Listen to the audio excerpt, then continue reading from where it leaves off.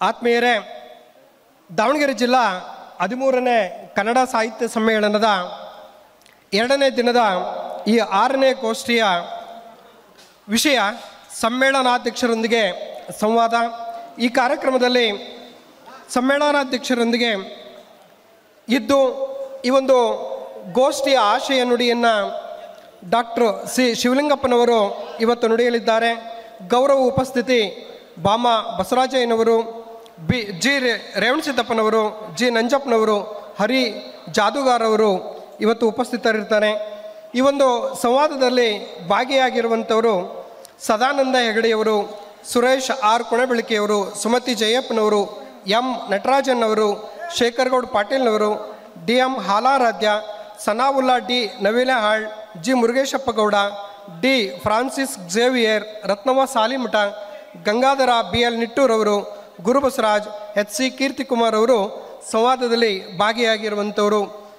ಈಗ ನಾವು ಕಾರ್ಯಕ್ರಮವನ್ನು ಆರಂಭ ಮಾಡ್ತಾ ಇದ್ದೇವೆ.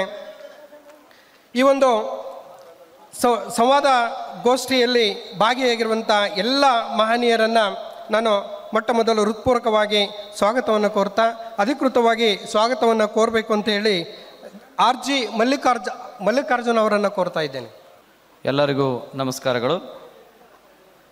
ಗೋಷ್ಠಿ 6 ಸಮ್ಮೇಳನಾಧ್ಯಕ್ಷರೊಂದಿಗೆ ಸಂವಾದ ಈ ಕಾರ್ಯಕ್ರಮದಲ್ಲಿ ಆಶಯ ನುಡಿಗಳನ್ನು ಆಡಲಿರುವಂತಹ ಡಾಕ್ಟರ್ ಪಿ ಶಿವಲಿಂಗಪ್ಪ ಇವರನ್ನು ವೇದಿಕೆಗೆ ಹೃತ್ಪೂರ್ವಕವಾಗಿ ಸ್ವಾಗತವನ್ನು ಕೋರ್ತಾ ಇದ್ದೇವೆ. ಈ ಸಮ್ಮೇಳನದ ಅಧ್ಯಕ್ಷತೆಯನ್ನು ವಹಿಸಿರುವಂಥ ಸಮ್ಮೇಳನ ಅಧ್ಯಕ್ಷರಾಗಿರುವಂತಹ professor C V Patil sir ಇವರನ್ನು ಸಹ ಹೃತ್ಪೂರ್ವಕವಾಗಿ ಸ್ವಾಗತವನ್ನು ಕೋರ್ತಾ ಇದ್ದೇವೆ. ಈ ಕಾರ್ಯಕ್ರಮದಲ್ಲಿ ಗೌರವ ಉಪಸ್ಥಿತಿ ಇರುವಂತಹ ಹರಿ ಜಾದಗಾರ್ ವೈಜ್ಞಾನಿಕ ಚಿಂತಕರು ಹರಿಹರ ಇವರನ್ನು ಸಹ ಹೃತ್ಪೂರ್ವಕವಾಗಿ ಸ್ವಾಗತವನ್ನು ಕೋರ್ತಾ ಇದ್ದೇವೆ. ಶ್ರೀಯುತ ವಾಮದೇವಪ್ಪ ಸರ್ ಜಿಲ್ಲಾ ಅಧ್ಯಕ್ಷರು ಇವರನ್ನು ಸಹ ಈ ಕಾರ್ಯಕ್ರಮಕ್ಕೆ ಹೃತ್ಪೂರ್ವಕ ಸ್ವಾಗತವನ್ನು ಕೋರ್ತಾ ಇದ್ದೇವೆ. ಸಂವಾದ ಕಾರ್ಯಕ್ರಮದಲ್ಲಿ ಭಾಗವಹಿಸುತ್ತಿರುವಂತಹ Sumati Jayappa, M Natarajan, D M Alaradhya, Sanaulla D Navilal, D Francis Xavier, Ratnavva Salimath, Gangadhar B L Nittur, Gurubasavaraj, H C Keertikumar ಇವರನ್ನು ಸಹ ಈ ಸಮ್ಮೇಳನಾಧ್ಯಕ್ಷರೊಂದಿಗೆ ಸಂವಾದ ಕಾರ್ಯಕ್ರಮಕ್ಕೆ ಹೃತ್ಪೂರ್ವಕ ಸ್ವಾಗತವನ್ನು ಕೋರ್ತಾ, ಈ ಸಂವಾದ ಕಾರ್ಯಕ್ರಮದಲ್ಲಿ ಆಲಿಸಲು ಉಪಸ್ಥಿತಿರುವಂಥ ಎಲ್ಲ ಕನ್ನಡದ ಮನಸ್ಸುಗಳಿಗೆ ಸಹ ಹೃತ್ಪೂರ್ವಕ ಸ್ವಾಗತವನ್ನು ಕೋರ್ತಾ ಸ್ವಾಗತ ಭಾಷಣ ಮುಗಿಸ್ತಾ ಇದ್ದೇನೆ. ಧನ್ಯವಾದಗಳು. ಸಮ್ಮೇಳನಾಧ್ಯಕ್ಷರೊಂದಿಗೆ ಸಂವಾದ ಗೋಷ್ಠಿಗೆ ಎಲ್ಲರನ್ನು ಹೃದಯಪೂರ್ವಕವಾಗಿ ಸ್ವಾಗತಿಸಿದಂಥ ಮಲ್ಲಿಕಾರ್ಜುನ್ ಅವರಿಗೂ ಕೂಡ ಸ್ವಾಗತವನ್ನು ಕೋರ್ತಾ, ಮತ್ತೊಮ್ಮೆ ಎಲ್ಲ ಮಹನೀಯರಿಗೆ ಸಂವಾದ ಗೋಷ್ಠಿಗೆ ಸ್ವಾಗತವನ್ನು ಕೋರ್ತಾ, ಈ ಸಂವಾದಕರಲ್ಲಿ ಒಂದು ವಿನಂತಿ, ನಿಮ್ಮ ಮಾತುಗಳು ಪ್ರಶ್ನೆಗಳು ನೇರವಾಗಿರಲಿ. ಒಂದೇ ಪ್ರಶ್ನೆಗೆ ಅವಕಾಶ ಇದೆ. ಜೊತೆಗೆ ಚುನಾವಣೆಯ ನೀತಿ ಸಂಹಿತೆಯಲ್ಲಿ ಪಾಟೀಲ್ ಸರ್ ಅವರ ಬದುಕು ಬರಹ ಮತ್ತು ಕನ್ನಡ ಕುರಿತ ಚಿಂತನೆಗಳ ಬಗ್ಗೆ ನಿಮ್ಮ ಪ್ರಶ್ನೆಗಳು ಇರಲಿ ಎನ್ನುವಂಥ ಮನವಿಯೊಂದಿಗೆ ನಾವು ಈ ಸಂವಾದವನ್ನು ಆರಂಭ ಮಾಡ್ತಾ ಇದ್ದೇವೆ. ಮೊದಲು ಸುಮತಿ ಜಯಪ್ಪ ಇವರು ಸಮ್ಮೇಳನಾಧ್ಯಕ್ಷರೊಂದಿಗೆ ಸಂವಾದದ ಒಂದು ಪ್ರಶ್ನೆಯನ್ನು ಕೇಳಬೇಕು ಅಂತೇಳಿ ಕೋರ್ತಾ ಇದ್ದೀನಿ. ಅದಕ್ಕಿಂತ ಮುಂಚೆ ಈ ಒಂದು ಗೋಷ್ಠಿಯ ಆಶಯ ನುಡಿಯನ್ನು ನುಡಿಬೇಕು ಅಂತ ಹೇಳಿ ಡಾಕ್ಟರ್ ಸಿ ಶಿವಲಿಂಗಪ್ಪನವರು ನಿವೃತ್ತ ಪ್ರಾಧ್ಯಾಪಕರು ಚಿತ್ರದುರ್ಗ ಇವರನ್ನು ಕೋರ್ತಾ ಇದ್ದೇನೆ. ದಯಮಾಡಿ ಆಶಯ ನುಡಿಯನ್ನು ನೆರವೇರಿಸಿಕೊಡ್ಬೇಕು ಅಂತೇಳಿ ಕೋರ್ತಾ ಇದ್ದೀನಿ. ದಾವಣಗೆರೆ ಜಿಲ್ಲಾ 13ನೇ ಕನ್ನಡ ಸಾಹಿತ್ಯ ಸಮ್ಮೇಳನದ ಸರ್ವಾಧ್ಯಕ್ಷರ ಘನತೆ ಗೌರವಕ್ಕೆ ಭಾಜನರಾಗಿರುವಂತಹ ಪ್ರೊಫೆಸರ್ ಸಿ ವಿ ಪಾಟೀಲ್ ಅವರೇ, ಪ್ರೊಫೆಸರ್ ಸಿ ವಿ ಪಾಟೀಲರನ್ನು ಸಮ್ಮೇಳನದ ಸರ್ವ ಅಧ್ಯಕ್ಷರಾಗಿ ತುಂಬು ಮನಸ್ಸಿನಿಂದ ಸ್ವೀಕಾರ ಮಾಡಿರ್ತಕ್ಕಂತಹ ದಾವಣಗೆರೆ ಜಿಲ್ಲಾ ಕನ್ನಡ ಸಾಹಿತ್ಯ ಪರಿಷತ್ತಿನ ಗೌರವಾನ್ವಿತ ಅಧ್ಯಕ್ಷರಾಗಿರ್ತಕ್ಕಂತಹ ಪಿ ವಾಮದೇವಪ್ಪ ಮತ್ತು ಎಲ್ಲ ಸ್ನೇಹಿತರೆ, ಭಾಳ ವಿಶೇಷವಾಗಿ ಸಮ್ಮೇಳನಾಧ್ಯಕ್ಷರೊಂದಿಗೆ ಸಂವಾದದಲ್ಲಿ 10 ಹಲವು ಅನಿಸಿಕೆ ಅಭಿಪ್ರಾಯಗಳನ್ನು ವ್ಯಕ್ತಪಡಿಸ್ತಾ ಅದರೊಂದಿಗೆ ಅಧ್ಯಕ್ಷರ ಚಿಂತನೆ ಏನು ಅಂತಕ್ಕಂತಹದನ್ನು ಕೇಳಬೇಕು, ಗ್ರಹಿಸಬೇಕು ಅನ್ನುವಂತಹ ಕುತೂಹಲದಲ್ಲಿ ಇರ್ತಕ್ಕಂತಹ ಬಹಳ ವಿಶೇಷವಾದಂತಹ ಒಂದು ಅರ್ಥಪೂರ್ಣ ಗೋಷ್ಠಿ ಅಂತ ನಾನಾದರೂ ಕೂಡ ಭಾವಿಸ್ಕೊಳ್ತೇನೆ. ಎಲ್ಲ ಆತ್ಮೀಯರೇ, ಹಾಗೂ ಈಗ ಭೋಜನದ ವೇಳೆ ಸಹಜವಾಗಿ ಬಹುಜನ ಭೋಜನಕ್ಕೆ ತೆರಳಿದ್ದಾರೆ, ಬರುವ ನಿರೀಕ್ಷೆಯಲ್ಲಿ ಇದ್ದಾರೆ. ಅದು ಸಹಜ, ಅದು ಅನ್ನದೇವರ ಮುಂದೆ ಇನ್ನು ದೇವರುಂಟೆ. ಹಾಗಾಗಿ ಅಲ್ಲಿ ಏನೂ ಬೇರೆ ರೀತಿ ಭಾವಿಸ್ಕೊಳ್ಳುವಂತಹದ್ದಿಲ್ಲ. ಸಹೃದಯ ಬಂಧುಗಳೇ, ಪ್ರೊಫೆಸರ್ CV ಪಾಟೀಲ್ ಅವರು ನಾನೊಂದು ಅವ್ರ ಬಗ್ಗೆ ಒಂದು ಲೇಖನವನ್ನೇ ಸಿದ್ಧ ಮಾಡಿದೆ. ಸಮತಾವಾದಿ ಪ್ರಜ್ಞೆ ಅಂಥೇಳಿ ಒಟ್ಟು ಅವರ ಚಿಂತನೆ ಮತ್ತು ಅವರ ವ್ಯಕ್ತಿತ್ವದ ಒಂದು ರೂಪಕವಾಗಿ ನಾನು ಆ ರೀತಿಯಾಗಿ ಭಾವಿಸಿಕೊಂಡೆ. ನಿಮ್ಮೆಲ್ಲರಿಗೂ ತಿಳಿದಿರುವ ಹಾಗೆ ಬಂಡಾಯ ಮನೋಧರ್ಮದ ಒಬ್ಬ ಸಾಂಸ್ಕೃತಿಕ ಚಿಂತಕ ಪ್ರೊಫೆಸರ್ CV ಪಾಟೀಲ್ ಅವರು ಬಹುಮುಖ ಪ್ರತಿಭಾವಂತರು, ಕವಿ, ಕಥೆಗಾರ, ವಿಮರ್ಶಕ, ನಾಟಕಕಾರ ಹಾಗೂ ಸಮಾಜವನ್ನು ಸಮಾಜದಲ್ಲಿ ನಾವು ಕಾಣಬೇಕು ಅನ್ನುವಂತಹ ಒಂದು ಆಶಯವನ್ನು 5-6 ದಶಕಗಳಿಂದ ನಿರಂತರವಾಗಿ ಅವರು ಆ ಒಂದು ಹೋರಾಟಕ್ಕೆ ತೊಡಗಿಸಿಕೊಂಡಂಥವರು, ಬಹಳ ಕ್ರಿಯಾಶೀಲವಾಗಿ ಸ್ವತಃ ಭಾಗವಹಿಸಿದಂಥವ್ರು. ಇಲ್ಲಿ ನಾವು ಬಹಳ ವಿಶೇಷವಾಗಿ CV ಪಾಟೀಲರು ಒಬ್ಬ ಶ್ರೇಷ್ಠ ವಿದ್ವಾಂಸರು. ನಿಮ್ಮೆಲ್ಲರಿಗೂ ಕೂಡ ಗೊತ್ತಿದೆ, ನಮ್ಮ ಕನ್ನಡದ ಅತ್ಯುತ್ತಮ ಕನ್ನಡ ಪ್ರಾಧ್ಯಾಪಕರಲ್ಲಿ ಅವರು ಓರ್ವರು ಕೂಡ ಶಾಸ್ತ್ರೀಯ ವಿದ್ವಾಂಸರು. ಇದರೊಂದಿಗೆ ಅವರು ಜನಪರ ಮತ್ತು ಜೀವಪರ ಹೋರಾಟಗಳಲ್ಲಿ ಬಹಳ ಅತ್ಯಂತ ಸೃಜನಶೀಲ ಸಂಘಟಕರಾಗಿ 4-5 ದಶಕಗಳ ಕಾಲ ಅವರು ಹೋರಾಟವನ್ನು ಮಾಡ್ಕೊಂಡು ಬಂದಿರುವಂಥವ್ರು. ನೀವು 1975ರಿಂದ 79-80 ಅಂದರೆ 80ರ ದಶಕಕ್ಕೆ ನಾವು ಹೋಗೋದಾದರೆ ನಿಮ್ಮೆಲ್ಲರಿಗೂ ಕೂಡ ಗೊತ್ತಿದೆ, ಸಹಜವಾಗಿ ಖಡ್ಗವಾಗಲಿ ಕಾವ್ಯ ಜನರ ನೋವಿಗೆ ಮಿಡಿಯುವ ಪ್ರಾಣಮಿತ್ರ ಅಂತಕ್ಕಂತಹ ರೀತಿಯ ಒಂದು ಬಂಡಾಯ ಸಾಹಿತ್ಯ ಸಂಘಟನೆಯ ಒಂದು ಆಶಯದ ಬೆನ್ನೆಲುಬು. ಏನು ಖಡ್ಗವಾಗಲಿ ಕಾವ್ಯ ಅಂಥೇಳಿದರೆ ಏನದು ಹರಿತವಾಗಿರ್ತಕ್ಕಂತಹ ಆಯುಧವನ್ನು ಸೂಚಿಸ್ತಾ ಇದೆಯಾ ಅಂತ ನೀವು ಭಾವಿಸ್ಕೊಳ್ಬಹುದು. ಅಲ್ಲ, ಕ್ರೌರ್ಯ ಅಳಿದು ಕರುಳನ್ನು ಉಸುರುವ ಅಥವಾ ಕರುಳನ್ನು ಅರಳಿಸುವಂತಹ ರೀತಿಯ ಒಂದು ಕಾವ್ಯ, ಅದು ಖಡ್ಗವಾಗಲಿ ಕಾವ್ಯ ಅನ್ನುವಂತಹದ್ದು. ಒಬ್ಬ ಕಾವ್ಯವನ್ನು ರಚಿಸುವ ಬರಹಗಾರ ಇದ್ದಾನಲ್ಲ, ಅವನು ಜನರ ನೋವಿಗೆ ಮಿಡಿಯುವುದರ ಮೂಲಕವಾಗಿ ಅವನ ಬದುಕಿನೊಂದಿಗೆ ನಿಲ್ಲುವುದು ಅಂತ ಅದರ ಅರ್ಥ. ಜನರ ನೋವಿಗೆ ನುಡಿಯುವ ಪ್ರಾಣ ಮಿತ್ರ ಅಂಥೇಳಿದರೆ ಆ ರೀತಿಯಾಗಿ ಭಾವಿಸಿಕೊಳ್ಳುವಂತಹದ್ದು.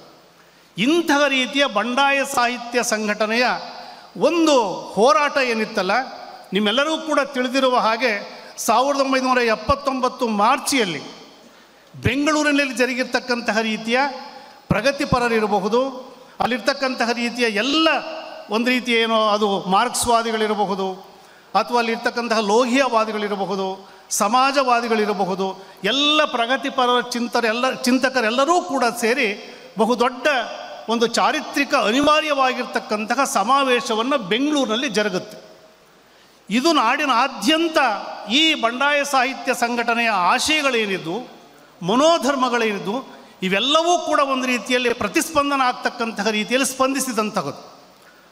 ಆ ಸಮಯದಲ್ಲಿ ತರುಣರಾಗಿರ್ತಕ್ಕಂತಹ ಮತ್ತು ಅದೇ ತಾನೇ ಅಧ್ಯಾಪನ ವೃತ್ತಿಗೆ ಪ್ರವೇಶಾತಿ ಪಡೆದಿರ್ತಕ್ಕಂತಹ ಮಾನ್ಯ ಪ್ರೊಫೆಸರ್ CV ಪಾಟೀಲ್ರವರು ಕೂಡ ಆ ಸ್ಪಂದನೆಯ ಚಳುವಳಿಯಲ್ಲಿ ಬಹಳ ಅತ್ಯಂತ ಬದ್ಧತೆಯಿಂದ ಸಾಮಾಜಿಕ ಜವಾಬ್ದಾರಿಯ ಒಬ್ಬ ಬರಹಗಾರನಾಗಿ ಅವರು ಭಾಗವಹಿಸಿರ್ತಕ್ಕಂತಹದ್ದು ಅನ್ನೋದು ನಾವಿಲ್ಲಿ ಬಹಳ ವಿಶೇಷವಾಗಿ ಗಮನಿಸಬೇಕಾಗಿರುವಂತಹದ್ದು. ಇಲ್ಲಿ ಬಂಡಾಯ ಸಾಹಿತ್ಯ ಸಮ್ಮೇಳನದ ಸಂದರ್ಭದ ಒಳಗಡೆ ಸಹಜವಾಗಿ ನಾವೊಂದು ಹೇಳ್ತೇವೆ, ಬಂಡಾಯ ಸಾಹಿತ್ಯ ಸಂಘಟನೆ ಎಷ್ಟು ಮುಖ್ಯನೋ ಆ ಸಂದರ್ಭದಲ್ಲಿ ಬರಹದಲ್ಲಿ ಅಭಿವ್ಯಕ್ತಿಸುವಂತಹದ್ದು ಕೂಡ ಅಷ್ಟೇ ಮುಖ್ಯ ಅನ್ನುವಂತಹದ್ದು ಅಂಥೇಳಿ. ಅಂತಹ ಹಿನ್ನೆಲೆ ಒಳಗಡೆ ಅವರು ಮೊದಲಿಗೆ ನಿಶ್ಶಬ್ದ ಅಂತಕ್ಕಂತಹ ರೀತಿಯ ಶಬ್ದ ನಿಶ್ಶಬ್ದ ಅನ್ನುವಂತಹ ರೀತಿಯ ಒಂದು ಕವನ ಸಂಕಲನವನ್ನು ಅವರು ಪ್ರಕಟಿಸ್ತಾರೆ. ಅದಕ್ಕೆ ಚಂಪಾ ಅವರು ಒಂದು ಬೆನ್ನುಡಿಯನ್ನು ಬರೀತಾರೆ. ಅಲ್ಲೊಂದು ಮಾತನ್ನು ಹೇಳ್ತಾರೆ, ಈ ಕವನ ಸಂಕಲನ ತಮ್ಮ ಮಿತಿಗಳನ್ನು ಮೀರುತ್ತಲೇ ಇರುವುದು ಜೀವಂತ ಕವಿಯ ಲಕ್ಷಣ. ಇಂಥ ಸಾಮರ್ಥ್ಯ ಪಾಟೀಲರಿಗಿದೆ ಎನ್ನುವಂತಹದ್ದು ಅಂಥೇಳಿ ನಾವೆಲ್ಲರೂ ಕೂಡ ಈ ಒಂದು ವಯೋಮಾನದಲ್ಲಿದ್ದೇವೆ.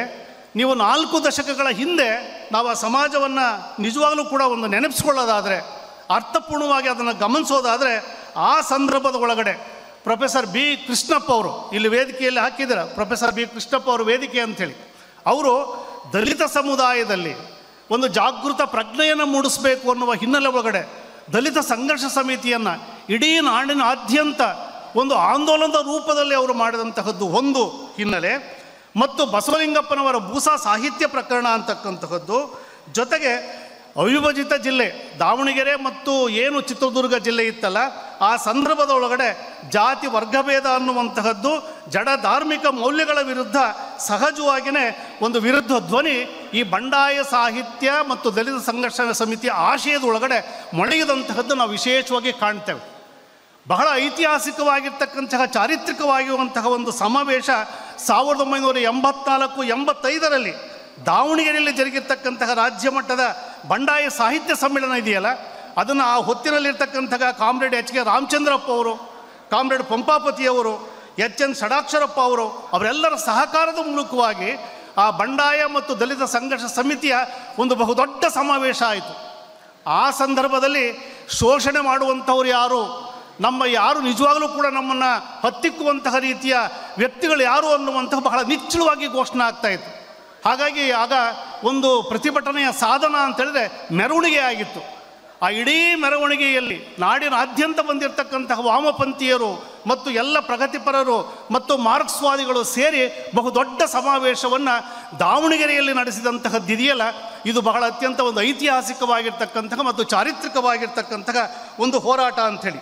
ಆ ಸಂದರ್ಭದಲ್ಲಿ ಚಂಪಾ ಅವರು, ಬರಗೂರವರು, ಸಿದ್ಧಲಿಂಗಯ್ಯ ಅವರು, ಜಿ ರಾಮಕೃಷ್ಣ ಅವರು ಅವರೆಲ್ಲರೂ ಕೂಡ ಭಾಗವಹಿಸುವಂತಹದ್ದು ಅಂಥೇಳಿ ಈ ವಿಶಿಷ್ಟ ಸಮ್ಮೇಳನವನ್ನು ನಿಜವಾಗಲೂ ಕೂಡ ಬಹಳ ಅತ್ಯಂತ ಅರ್ಥಪೂರ್ಣವಾಗಿ ನಡೀಲಿಕ್ಕೆ ಶ್ರಮಿಸಿರುವಂಥವರು ಅಂತೇಳಿದ್ರೆ ಈ ಸರ್ವ ಸಮ್ಮೇಳನದ ಅಧ್ಯಕ್ಷರಾಗಿರ್ತಕ್ಕಂತಹ ಸಿ ವಿ ಪಾಟೀಲ್ ಅವರು, ಬಿ ಎನ್ ಮಲ್ಲೇಶ್ ಅವರು, ಬಾಮ ಬಸವರಾಜಯ್ಯವರು, ಕಾಮ್ರೇಡ್ ಹನುಮಂತಪ್ಪ ಅವರು ಮುಂತಾದವರ ಪರಿಶ್ರಮ ಇದೆಯಲ್ಲ, ಬಹಳ ಅದು ವಿಶೇಷ ಅನ್ನುವುದನ್ನು ನಾವಿವತ್ತು ಬಹಳ ಗೌರವಯುತವಾಗಿ ನೆನಪಿಸ್ಕೊಳ್ಬೇಕಾಗಿರುವಂತಹದ್ದು ಅಂಥೇಳಿ. ಇಂತಹ ಸಂದರ್ಭದಲ್ಲಿನೇ ಮಾನ್ಯ ಅಧ್ಯಕ್ಷರ 2ನೇ ಕವನ ಸಂಕಲನ ಧ್ವನಿ ಮತ್ತು ಪ್ರತಿಧ್ವನಿ, ಧ್ವನಿ ಪ್ರತಿಧ್ವನಿ ಅಂತಕ್ಕಂಥದ್ದು, ಈ ಮುನ್ನುಡಿಯಲ್ಲಿ ಬರಗೂರು ರಾಮಚಂದ್ರಪ್ಪನವರು ಒಂದು ಉಲ್ಲೇಖವನ್ನು ಮಾಡ್ತಾರೆ. ಸಿ ವಿ ಪಾಟೀಲರು ಬಂಡಾಯ ಮನೋಧರ್ಮದ ಗಮನಾರ್ಹ ಲೇಖಕ, ಸಜ್ಜನಿಕೆ ವ್ಯಕ್ತಿ. ಮೊಟ್ಟ ಮೊದಲಿಗೆ ವ್ಯಾಪಕ ತಳಹದಿಯ ಮೇಲೆ ಆರ್ ಕೆ ಮಣಿಪಾಲ್ ಅವರ ಜೊತೆ ಸೇರಿ ಬಂಡಾಯ ಕಥೆಗಳನ್ನು ಸಂಪಾದಿಸಿ ಹೊರತಂದವರಲ್ಲಿ ಒಬ್ಬರಾದ ಪಾಟೀಲರು ಸಾಕಷ್ಟು ಗಮನ ಸೆಳೆದಿದ್ದಾರೆ. ಸಾಹಿತ್ಯ ಸಂಘಟನೆಯ ಕೆಲಸವೆಂದರೆ ಉತ್ಸಾಹದಿಂದ ಪುಟಿಯುವ ಪಾಟೀಲರು ಸೃಜನಶೀಲತೆ ಮತ್ತು ವೈಚಾರಿಕತೆಗಳಲ್ಲೂ ಹಿಂದೆ ಬಿದ್ದಿಲ್ಲ ಅಂಥೇಳಿ ಬಹಳ ಅಭಿಮಾನದಿಂದ ಪ್ರತಿಕ್ರಿಯಿಸ್ತಾರೆ. ಇವರು ಏನು ಆರ್ ಕೆ ಮಣಿಪಾಲರೊಂದಿಗೆ ಸಂಕಲನ ಅಂದರೆ ಸಂಪಾದನೆ ಮಾಡಿರ್ತಕ್ಕಂತಹ ಬಂಡಾಯ ಕಥೆಗಳಿತ್ತಲ್ಲ, ನಮ್ಮ ನಾಡಿನ ಹಲವಾರು ವಿಶ್ವವಿದ್ಯಾನಿಲಯಗಳಲ್ಲಿ ಒಂದು ಪಠ್ಯವಾಗಿ 4-6 ವರ್ಷಗಳ ಕಾಲ ನಿಗದಿ ಆಗಿತ್ತು ಅನ್ನೋದು ಕೂಡ ಬಹಳ ವಿಶೇಷವಾಗಿ ಇಲ್ಲಿ ನಾವು ಉಲ್ಲೇಖ ಮಾಡಬೇಕಾದಂಥ ಗಮನಿಸಬೇಕಾಗಿರುವಂಥದ್ದು. ಅವಿಭಜಿತ ಜಿಲ್ಲೆಯ ಜಿಲ್ಲಾ ಸಂಚಾಲಕರಾಗಿರ್ತಕ್ಕಂತಹ ಅಂದರೆ ಬಂಡಾಯ ಸಾಹಿತ್ಯ ಸಂಘಟನೆಯ ಸಂಚಾಲಕರಾಗಿರ್ತಕ್ಕಂತಹ ಪ್ರೊಫೆಸರ್ ಸಿ ವಿ ಪಾಟೀಲ್ ಅವರು ಚಿತ್ರದುರ್ಗದಲ್ಲಿ ಗುಡಿಯಲ್ಲಿ ನಾಗರಾಜ್ ಅವ್ರ ಜೊತೆಗೆ C M Mahadeva, L Ramesh, M Jayanna ಇವರೆಲ್ಲ ಸಂಗಾತಿಗಳೊಂದಿಗೆ ಸೇರಿ 9ನೇ ರಾಜ್ಯ ಮಟ್ಟದ ಸಾಹಿತ್ಯ ಸಮಾವೇಶವನ್ನು ಸಾಹಿತ್ಯ ಮತ್ತು ಸಮೂಹ ಪ್ರಜ್ಞೆ ಅಂತಕ್ಕಂತಹ ಒಂದು ಚಿಂತನೆ ಸಂವಾದದ ಅರ್ಥಪೂರ್ಣ ಸಮಾವೇಶ ಅಲ್ಲಿ ಆಯೋಜನೆ ಮಾಡಿತ್ತು. ಯಶಸ್ವಿಯಾಗಿ ಅಲ್ಲಿ ನಡೆಯುತ್ತೆ. ಈ ಸಮಾವೇಶದಲ್ಲಿ ಏನು ಪ್ರಬಂಧ ಮಂಡನೆಗಳಾದವು ಅವೆಲ್ಲವನ್ನು ಸಂಕಲಿಸಿ ಸಾಹಿತ್ಯ ಮತ್ತು ಸಮೂಹ ಪ್ರಜ್ಞೆ ಅಂತಕ್ಕಂತಹ ಒಂದು ಕೃತಿಯನ್ನು ಹೊರತಂದಂತಹದ್ದು ಕೂಡ ಬಹಳ ವಿಶೇಷವಾದಂತಹ ಒಂದು ದಾಖಲೆ. ಈ ಸಮ್ಮೇಳನದಲ್ಲಿ ಬರಗೂರು ಅವರು ಹೇಳ್ತಾರೆ, ಯಾವ ಚಳುವಳಿಯಲ್ಲಿ ಸ್ವವಿಮರ್ಶೆ ಇರುವುದಿಲ್ಲವೋ ಅದು ಬಹಳ ಕಾಲ ನಿಲ್ಲುವುದಿಲ್ಲ ಅಂತಕ್ಕಂತಹದ್ದು ಅಂಥೇಳಿ. ಇಂತಹ ಬಂಡಾಯ ಚಲನಶೀಲತೆಯ ಪರವಾಗಿ ವಿವೇಚನೆಯಲ್ಲಿದ್ದಂಥವರು ಪ್ರೊಫೆಸರ್ ಸಿ ವಿ ಪಾಟೀಲ್ ಅವರು. ಇನ್ನೊಂದು ಬಹು ಮುಖ್ಯವಾದಂತಹ ಒಂದು ಹರಿಹರ ಮತ್ತು ದಾವಣಗೆರೆಯಲ್ಲಿ ನಡೆದಂತಹ ಒಂದು ಪುಸ್ತಕ ಜಾಥಾ 1992ರಲ್ಲಿ ನಮ್ಮ ನಾಡಿನ ಶ್ರೇಷ್ಠ ಬರಹಗಾರರಾಗಿರ್ತಕ್ಕಂತಹ ಮಾನ್ಯ ಪೂರ್ಣಚಂದ್ರ ತೇಜಸ್ವಿಯವರು ಆ ಪುಸ್ತಕ ಜಾಥವನ್ನು ಉದ್ಘಾಟನೆ ಮಾಡ್ತಾರೆ. ಅದೇ ಸಂದರ್ಭದೊಳಗಡೆ ಪ್ರೊಫೆಸರ್ ಸಿ ವಿ ಪಾಟೀಲ್ ಅವರ ವಿಮರ್ಶಾ ಸಂಕಲನ ಸಂದರ್ಭ ಅಂಥೇಳಿ ಅದನ್ನು ಮಾನ್ಯ ಪೂರ್ಣಚಂದ್ರ ತೇಜಸ್ವಿ ಅವರು ಬಿಡುಗಡೆ ಮಾಡ್ತಾರೆ. ಈ ಪುಸ್ತಕ ಜಾಥಾದಲ್ಲಿ 300 ಲೇಖಕರ ಕೃತಿಗಳಿರ್ತಕ್ಕಂತಹದ್ದು. ಇದು ಅತ್ಯಂತ ಮಹತ್ವಾಕಾಂಕ್ಷೆಯ ಒಂದು ಕಾರ್ಯಕ್ರಮ. ಈ ಮಹತ್ವಾಕಾಂಕ್ಷೆಯ ಕಾರ್ಯಕ್ರಮಕ್ಕೆ ಚಾಲನೆಯನ್ನು ಕೊಡೋದಲ್ಲಿ ಅತ್ಯಂತ ನಿಜದ ಅರ್ಥದಲ್ಲಿ ದುಡಿದಂಥವರು, ಪರಿಶ್ರಮ ಪಟ್ಟಂಥವರು ಪ್ರೊಫೆಸರ್ ಸಿ ವಿ ಪಾಟೀಲ್ ಅವರು ಅನ್ನುವಂತಹದ್ದನ್ನು ನಾವಿಲ್ಲಿ ಬಹಳ ವಿಶೇಷವಾಗಿ ಗಮನಿಸಬೇಕಾಗಿರುವಂಥದ್ದು. ಈ ಸಂದರ್ಭ ಕೃತಿಯನ್ನು ಕುರಿತು ಡಾಕ್ಟರ್ ಶ್ರೀಕಂಠ ಕೂಡಿಗೆ ಅವರೊಂದು ಮಾತನ್ನು ಹೇಳ್ತಾರೆ. ಪರಂಪರೆಯ ಸತ್ಯವನ್ನು ನಿರಾಕರಿಸದೆ ಅದರೊಳಗೆ ಅಂತರ್ಗತವಾದ ಮನುಷ್ಯ ವಿರೋಧಿ ನೆಲೆಗಳನ್ನು ಶೋಧಿಸುವ ದೃಷ್ಟಿ ಬಹಳ ಮುಖ್ಯವಾಗಿದೆ ಅಂತಕ್ಕಂತಹ ರೀತಿಯ ಒಂದು ಅಭಿಪ್ರಾಯವನ್ನು ಕೂಡಿಗೆಯವರು ಹೊಂತಾರೆ. ಇದೇ 95ರಲ್ಲಿ ದಾವಣಗೆರೆಯಲ್ಲಿ ನಡೆದಂತಹ ರೀತಿಯ ಒಂದು ದಲಿತ ಬಂಡಾಯ ಸಂಘಾತಿಗಳು ಸೇರಿ ಆಯೋಜಿಸಿರ್ತಕ್ಕಂತಹ ವಿಮರ್ಶಾ ಕಮ್ಮಟ ಅಂಥೇಳಿ. ಯಾಕಿಲ್ಲಿ ಬಹಳ ವಿಶೇಷವಾಗಿ ಗಮನಿಸ್ಬೇಕು ನಾವು ಅಂತ ಹೇಳಿದ್ರೆ, ಕಲಾತ್ಮಕತೆಯ ಒಂದು ಶ್ರೇಷ್ಠ ವ್ಯಸನ ಇತ್ತು. ಅಂದರೆ ಯಾವುದು ಅತ್ಯಂತ ಶ್ರೇಷ್ಠವಾಗಿದೆಯೋ ಅದು ಮಾತ್ರ ಕಲಾತ್ಮಕವಾದದ್ದು ಅನ್ನುವಂತಹ ಸಂದರ್ಭದ ಒಳಗಡೆ ಇಂತಹ ಶ್ರೇಷ್ಠ ಕಲಾತ್ಮಕತೆಗಳ ವ್ಯಸನಿಗಳ ಟೀಕೆಗೆ ಪ್ರತ್ಯುತ್ತರವಾಗಿ ಈ ಒಂದು ವಿಮರ್ಶಾ ಕಮ್ಮಟವನ್ನು ಸಿ ವಿ ಪಾಟೀಲರು ಮತ್ತು ಸಂಘಾತಿಗಳು ಆಯೋಜನೆ ಮಾಡಿದ್ರು ಅನ್ನುವಂತಹದ್ದನ್ನು ಭಾಳ ವಿಶೇಷವಾಗಿ ನೆನಪಬೇಕಾದಂಥದ್ದು. ಇನ್ನು ಹರಿಹರ ಕೇಂದ್ರವಾಗಿ ಇಟ್ಕೊಳ್ಳೋದಾದರೆ, ನೀವು ಪಾಲಿಫೈಬರ್ಸ್ ಉದ್ಯಮ ಇತ್ತಲ್ಲ, ನಿಮಗೆ ನೆನಪಿರಬಹುದು, ಈಗಿಲ್ಲ. ಆಗ ನೀಲಗಿರಿಯನ್ನು ವೃದ್ಧಿ ಮಾಡಬೇಕು ಅನ್ನುವಂತಹ ಪ್ರಭುತ್ವದ ಒಂದು ದೊಡ್ಡ ಆದೇಶ ಬಂತು. ಈ ನೀಲಗಿರಿಯ ಮರೆಯ ಸ್ವಭಾವ ಗೊತ್ತು. ನೀವು ಯಾವುದು ನೀಲಗಿರಿ ಮರ ಇದೆಯೋ ಅದರ ಆಜುಬಾಜಲ್ಲಿ ಯಾವ ಮರಗಳೂ ಕೂಡ ಬೆಳೆಯೋದಿಲ್ಲ. ಯಾಕೆಂದರೆ ದಿನನಿತ್ಯ ಹೆಚ್ಚು ಕಡಿಮೆ ಬಹುದೂರದ ತೇವಾಂಶವನ್ನು ಅಳಿತಕ್ಕಂತಹ ರೀತಿಯ ನೀಲಗಿರಿ ಮರ ವಿರುದ್ಧವಾಗಿ ಮತ್ತು ಈ ಫ್ಯಾಕ್ಟ್ರಿಯ ಬರ್ತಕ್ಕಂತಹ ವಿಷಪೂರಿತವಾಗಿರ್ತಕ್ಕಂತಹ ತ್ಯಾಜ್ಯ ನೀರನ್ನು ತುಂಗಭದ್ರಾ ನದಿಗೆ ಬಿಡ್ತಾ ಅಲ್ಲಿ ಇರ್ತಕ್ಕಂತಹ ಜಲಚರ ಪ್ರಾಣಿಗಳು ಸಾವಿಗೀಡಾಗ್ತಕ್ಕಂತಹದ್ದು, ಅಲ್ಲಿ ಬದುಕ್ತಕ್ಕಂತಹ ರೀತಿಯ ಬೆಸ್ತರಿದ್ರಲ್ಲ ಅವರ ಜೀವನಕ್ಕೆ ಆರ್ಥಿಕ ಕಂಟಕ ಬರ್ತಕ್ಕಂತಹದ್ದು. ಇವೆಲ್ಲ ಹೋರಾಟಗಳನ್ನು ಪ್ರೊಫೆಸರ್ ಸಿ ವಿ ಪಾಟೀಲ್ ಅವರು, ಕಲೀಂ ಬಾಷಾ ಅವರು, ಕೆ ಶರೀಫಾ ಅವರು ಮತ್ತು ಎಚ್ ಮಂಜುಳಾ ಅವರು, ಗಿರಿಜಮ್ಮ ಅವರು, ಅಲ್ಲಮಪ್ರಭು ಬೆಟ್ಟದ ಊರವರು, ಚನ್ನಣ್ಣ ವಾಲಿಕಾರ್ ಅವರು.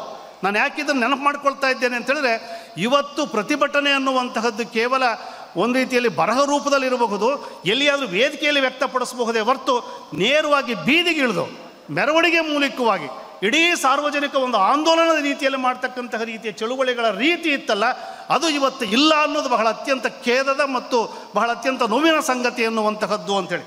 ಅಂತಹ ರೀತಿಯ ಒಂದು ಚಳುವಳಿಯನ್ನು ವಿಶೇಷವಾಗಿ ಇಲ್ಲಿ ಹರಿಹರದಲ್ಲಿ ಮಾಡಿದಂತಹದ್ದು ಅಂಥೇಳಿ.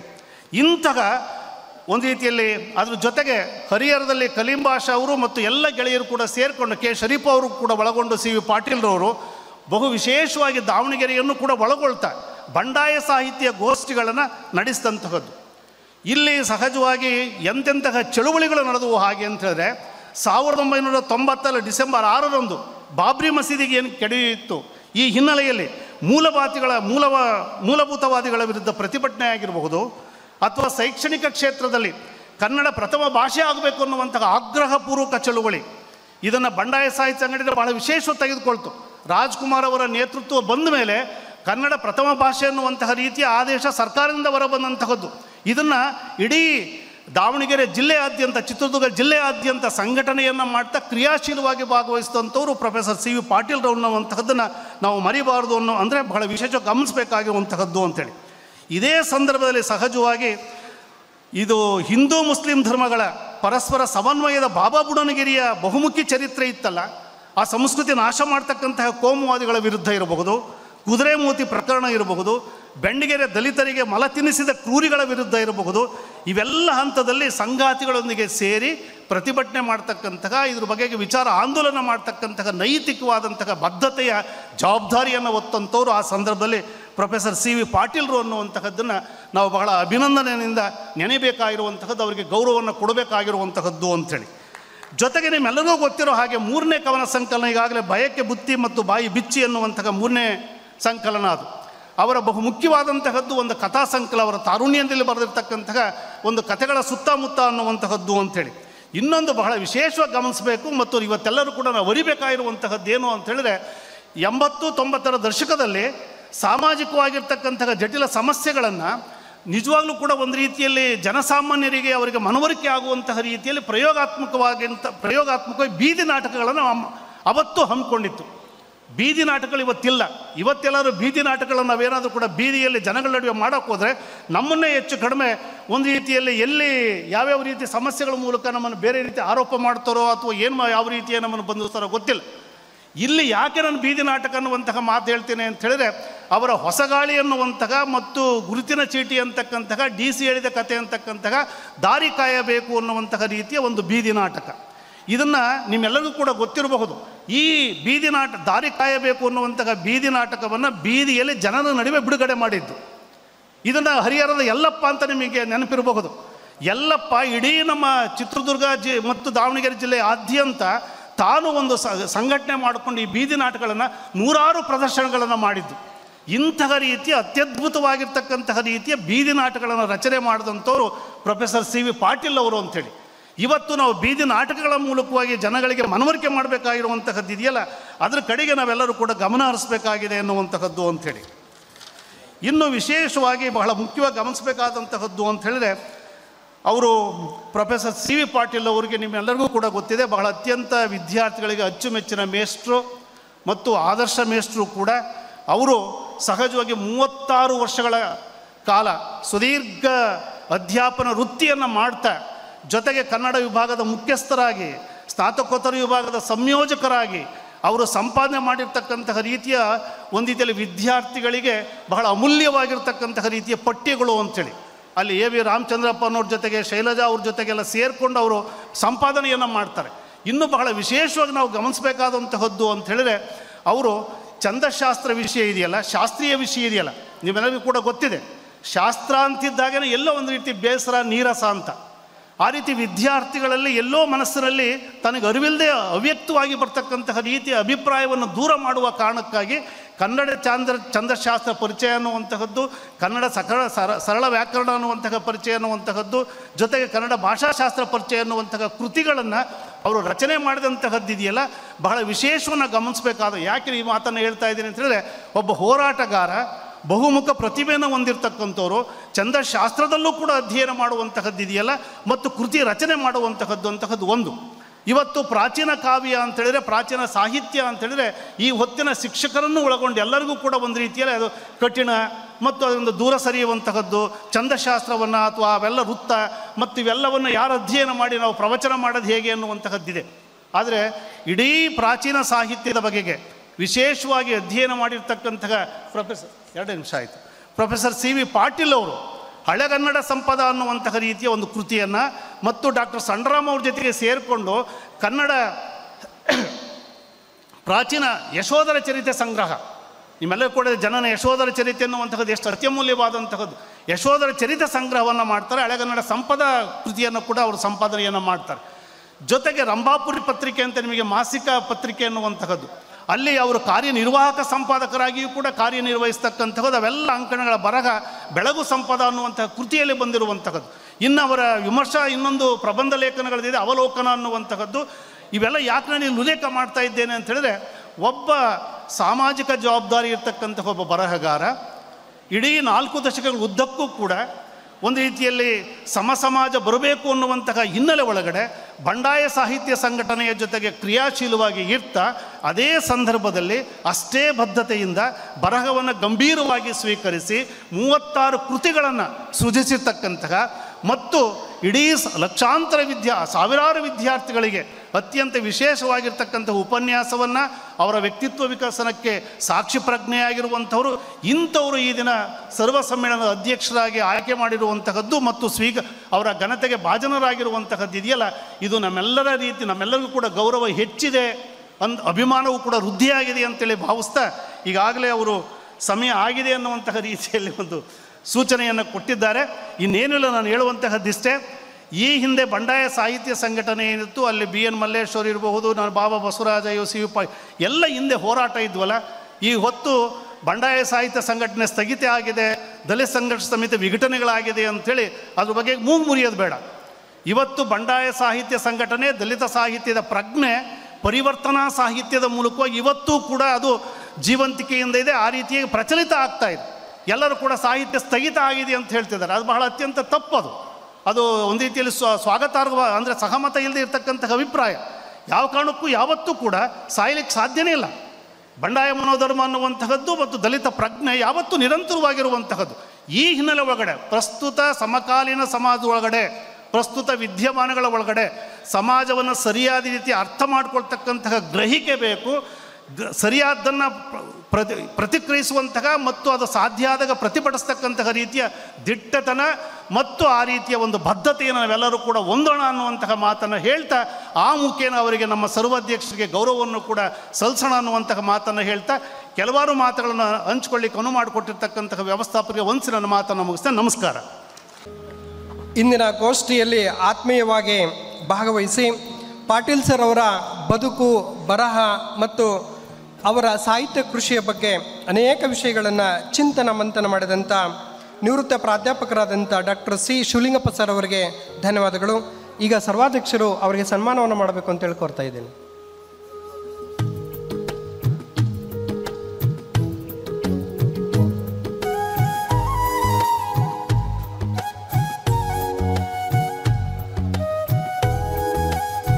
ಈಗ ಸರ್ವಾಧ್ಯಕ್ಷರೊಂದಿಗೆ ಸಂವಾದ. ಈಗಾಗಲೇ ಸೂಚಿಸಿರುವಂತೆ ಸಂವಾದಕರು ನೇರವಾದ ಒಂದೇ ಒಂದು ಪ್ರಶ್ನೆಗೆ ಅವಕಾಶ ಇದೆ. ಚುನಾವಣೆಯ ನೀತಿ ಸಂಹಿತೆಯ ಹಿನ್ನೆಲೆಯಲ್ಲಿ ಆ ಪ್ರಶ್ನೆಗಳು ಅವರ ಬದುಕು, ಬರಹ ಮತ್ತು ಕನ್ನಡ ಕೃಷಿಯ ಬಗ್ಗೆ ಇರಲಿ ಅಂತೇಳಿ ಅವರಲ್ಲಿ ಕೇಳ್ಕೊಳ್ತಾ, ಮೊದಲು ಸುಮತಿ ಜಯಪ್ಪನವರು ನಮ್ಮ ಸಮ್ಮೇಳನಾಧ್ಯಕ್ಷರೊಂದಿಗೆ ಸಂವಾದದ ಪ್ರಶ್ನೆಯನ್ನು ಕೇಳಬೇಕು ಅಂತ ಹೇಳ್ಕೊಡ್ತಾ ಇದ್ದೀನಿ. ಎಲ್ರಿಗೂ ನಮಸ್ಕಾರ ಸರ್. ನಮಸ್ತೆ. ನಾವಿವತ್ತು ಅತ್ಯಂತ ಆಧುನಿಕ ತಂತ್ರಜ್ಞಾನದ ಯುಗದಲ್ಲಿ ಬದುಕ್ತಾ ಇದ್ದೀವಿ. ಈ ಒಂದು ಯುಗದಲ್ಲಿ ಯುವ ಜನತೆ ಕನ್ನಡ ಕಟ್ಟುವಲ್ಲಿ ಅವರ ಹೆಜ್ಜೆಗಳೇನು ಮತ್ತು ತಾಯಂದರ ಹೃದಯ ಕನ್ನಡಕ್ಕಾಗಿ ಮಿಡಿಯುವ ಬಗೆ ಹೇಗೆ, ಹಾಗೂ ಸರ್ಕಾರ ಕನ್ನಡವನ್ನು ಶಕ್ತಿಶಾಲಿಯನ್ನಾಗಿ ಮಾಡುವಲ್ಲಿ ಯಾವ ಕ್ರಿಯಾ ಯೋಜನೆಯನ್ನು ರೂಪಿಸ್ಕೋಬೋದು? ಸುಮತಿ ಜಯಪ್ಪನವರಿಗೆ ಧನ್ಯವಾದಗಳನ್ನು ಹೇಳಿ, ಅವರು ಇವತ್ತು ಕನ್ನಡ ಅನ್ನೋ ಭಾಷೆ ಮತ್ತು ಸಂಸ್ಕೃತಿಯ ಗತಿಸ್ಥಿತಿಗಳನ್ನು ಕುರಿತು ಇವತ್ತಿನ ನಮ್ಮ ಯುವಕರು ಏನು ಆಧುನಿಕ ಸಾಮಾಜಿಕ ಜಾಲತಾಣಗಳ ಒಂದು ಹಿನ್ನೆಲೆಯಲ್ಲಿ ಆಗಿರ್ಬೋದು, ಈ ಉದ್ಯೋಗದ ಕಲ್ಪನೆಯ ಹಿನ್ನೆಲೆಯಲ್ಲಿ ಆಗಿರ್ಬೋದು, ಹೀಗೆ ಹಲವಾರು ವಿಷಯಗಳ ಹಿನ್ನೆಲೆಯಲ್ಲಿ ಇವತ್ತು ನಮ್ಮ ತಾಯಂದಿರು, ನಮ್ಮ ತಂದೆ ತಾಯಿಗಳು ಎಲ್ಲರೂ ಕೂಡ ಕನ್ನಡವನ್ನು ಬಿಟ್ಟು ಇಂಗ್ಲೀಷಿನ ವ್ಯಾಮೋಹಕ್ಕೆ ಹೋಗ್ತಾ ಇದ್ದಾರೆ. ಇದರ ಒಂದು ಪರಿಹಾರ ಏನು ಅಂತಕ್ಕಂಥ ಮಾತನ್ನು ಅವರು ಇಲ್ಲಿ ಕೇಳ್ಕೊಂಡಿದ್ದಾರೆ. ಬಹುಶಃ ನಾನು ನಿನ್ನೆ ನನ್ನ ಸರ್ವಾಧ್ಯಕ್ಷ ಭಾಷಣದ ಒಂದು ಮುದ್ರಿತ ಪ್ರತಿಯಲ್ಲಿ ಈ ವಿಷಯವನ್ನು ಕುರಿತು ಚರ್ಚೆ ಮಾಡಿದ್ದೇನೆ. ಇದು ಆಧುನಿಕ ಸಂದರ್ಭದಲ್ಲಿ ವಿಶ್ವದ ಮಾರುಕಟ್ಟೆಯಲ್ಲಿ ನಾವು ಕೂಡ ಚಲಾವಣೆಯ ನಾಣ್ಯಗಳಾಗಬೇಕು ಅನ್ನೋದು ಬಹುಶಃ ಎಲ್ಲರ ಬಯಕೆ, ಎಲ್ಲರ ಆಸೆ ಮತ್ತು ಪ್ರಸ್ತುತವಾಗಿರ್ತಕ್ಕಂಥ ಒಂದು ಸಂದರ್ಭವೂ ಕೂಡ ಹೌದು. ಆದರೆ ನಾವು ಒಂದು ಗಮನಿಸಬೇಕು, ಹೆತ್ತ ತಾಯಿಯನ್ನು ಮಾರಿ ತೊತ್ತುಕೊಂಬಕೊಳ್ತಕ್ಕಂಥ ಒಂದು ಮನೋಧರ್ಮ ನಮ್ಮದಾಗಬಾರ್ದು. ಆ ದೃಷ್ಟಿಯಲ್ಲಿ ನಾವು ನಮ್ಮ ಮಕ್ಕಳಿಗೆ ಪ್ರಾಥಮಿಕ ಶಾಲೆಯಿಂದ ಹಿಡಿದು ಬಹುಶಃ ಅವರು ಎಲ್ಲಿವರೆಗೆ ಉನ್ನತ ಶಿಕ್ಷಣವನ್ನು ಕಲಿತಾರೋ ಅಲ್ಲಿವರೆಗೆ ಅವರಿಗೆ ಒಂದು ಕನ್ನಡ ಭಾಷೆ ಓದ್ತಕ್ಕಂಥ ಒಂದು ಅನಿವಾರ್ಯತೆಯನ್ನು, ಅವಶ್ಯಕತೆಯನ್ನು ನಾವು ಮತ್ತು ಸರ್ಕಾರ ಆ ಹಿನ್ನೆಲೆಯಲ್ಲಿ ವಾತಾವರಣವನ್ನು ನಿರ್ಮಾಣ ಮಾಡಿದರೆ ಬಹುಶಃ ಕನ್ನಡಕ್ಕೆ ಒಂದು ಭವಿಷ್ಯ ಮತ್ತು ಕನ್ನಡಕ್ಕೆ ಒಂದು ಅಸ್ತಿತ್ವ, ಕನ್ನಡಕ್ಕೆ ಒಂದು ವಿಶ್ವ ಮಾನ್ಯತೆ ದಕ್ತದೆ ಅಂಥೇಳಿ ನಾನು ಭಾವಿಸ್ಕೊಂಡಿದ್ದೇನೆ.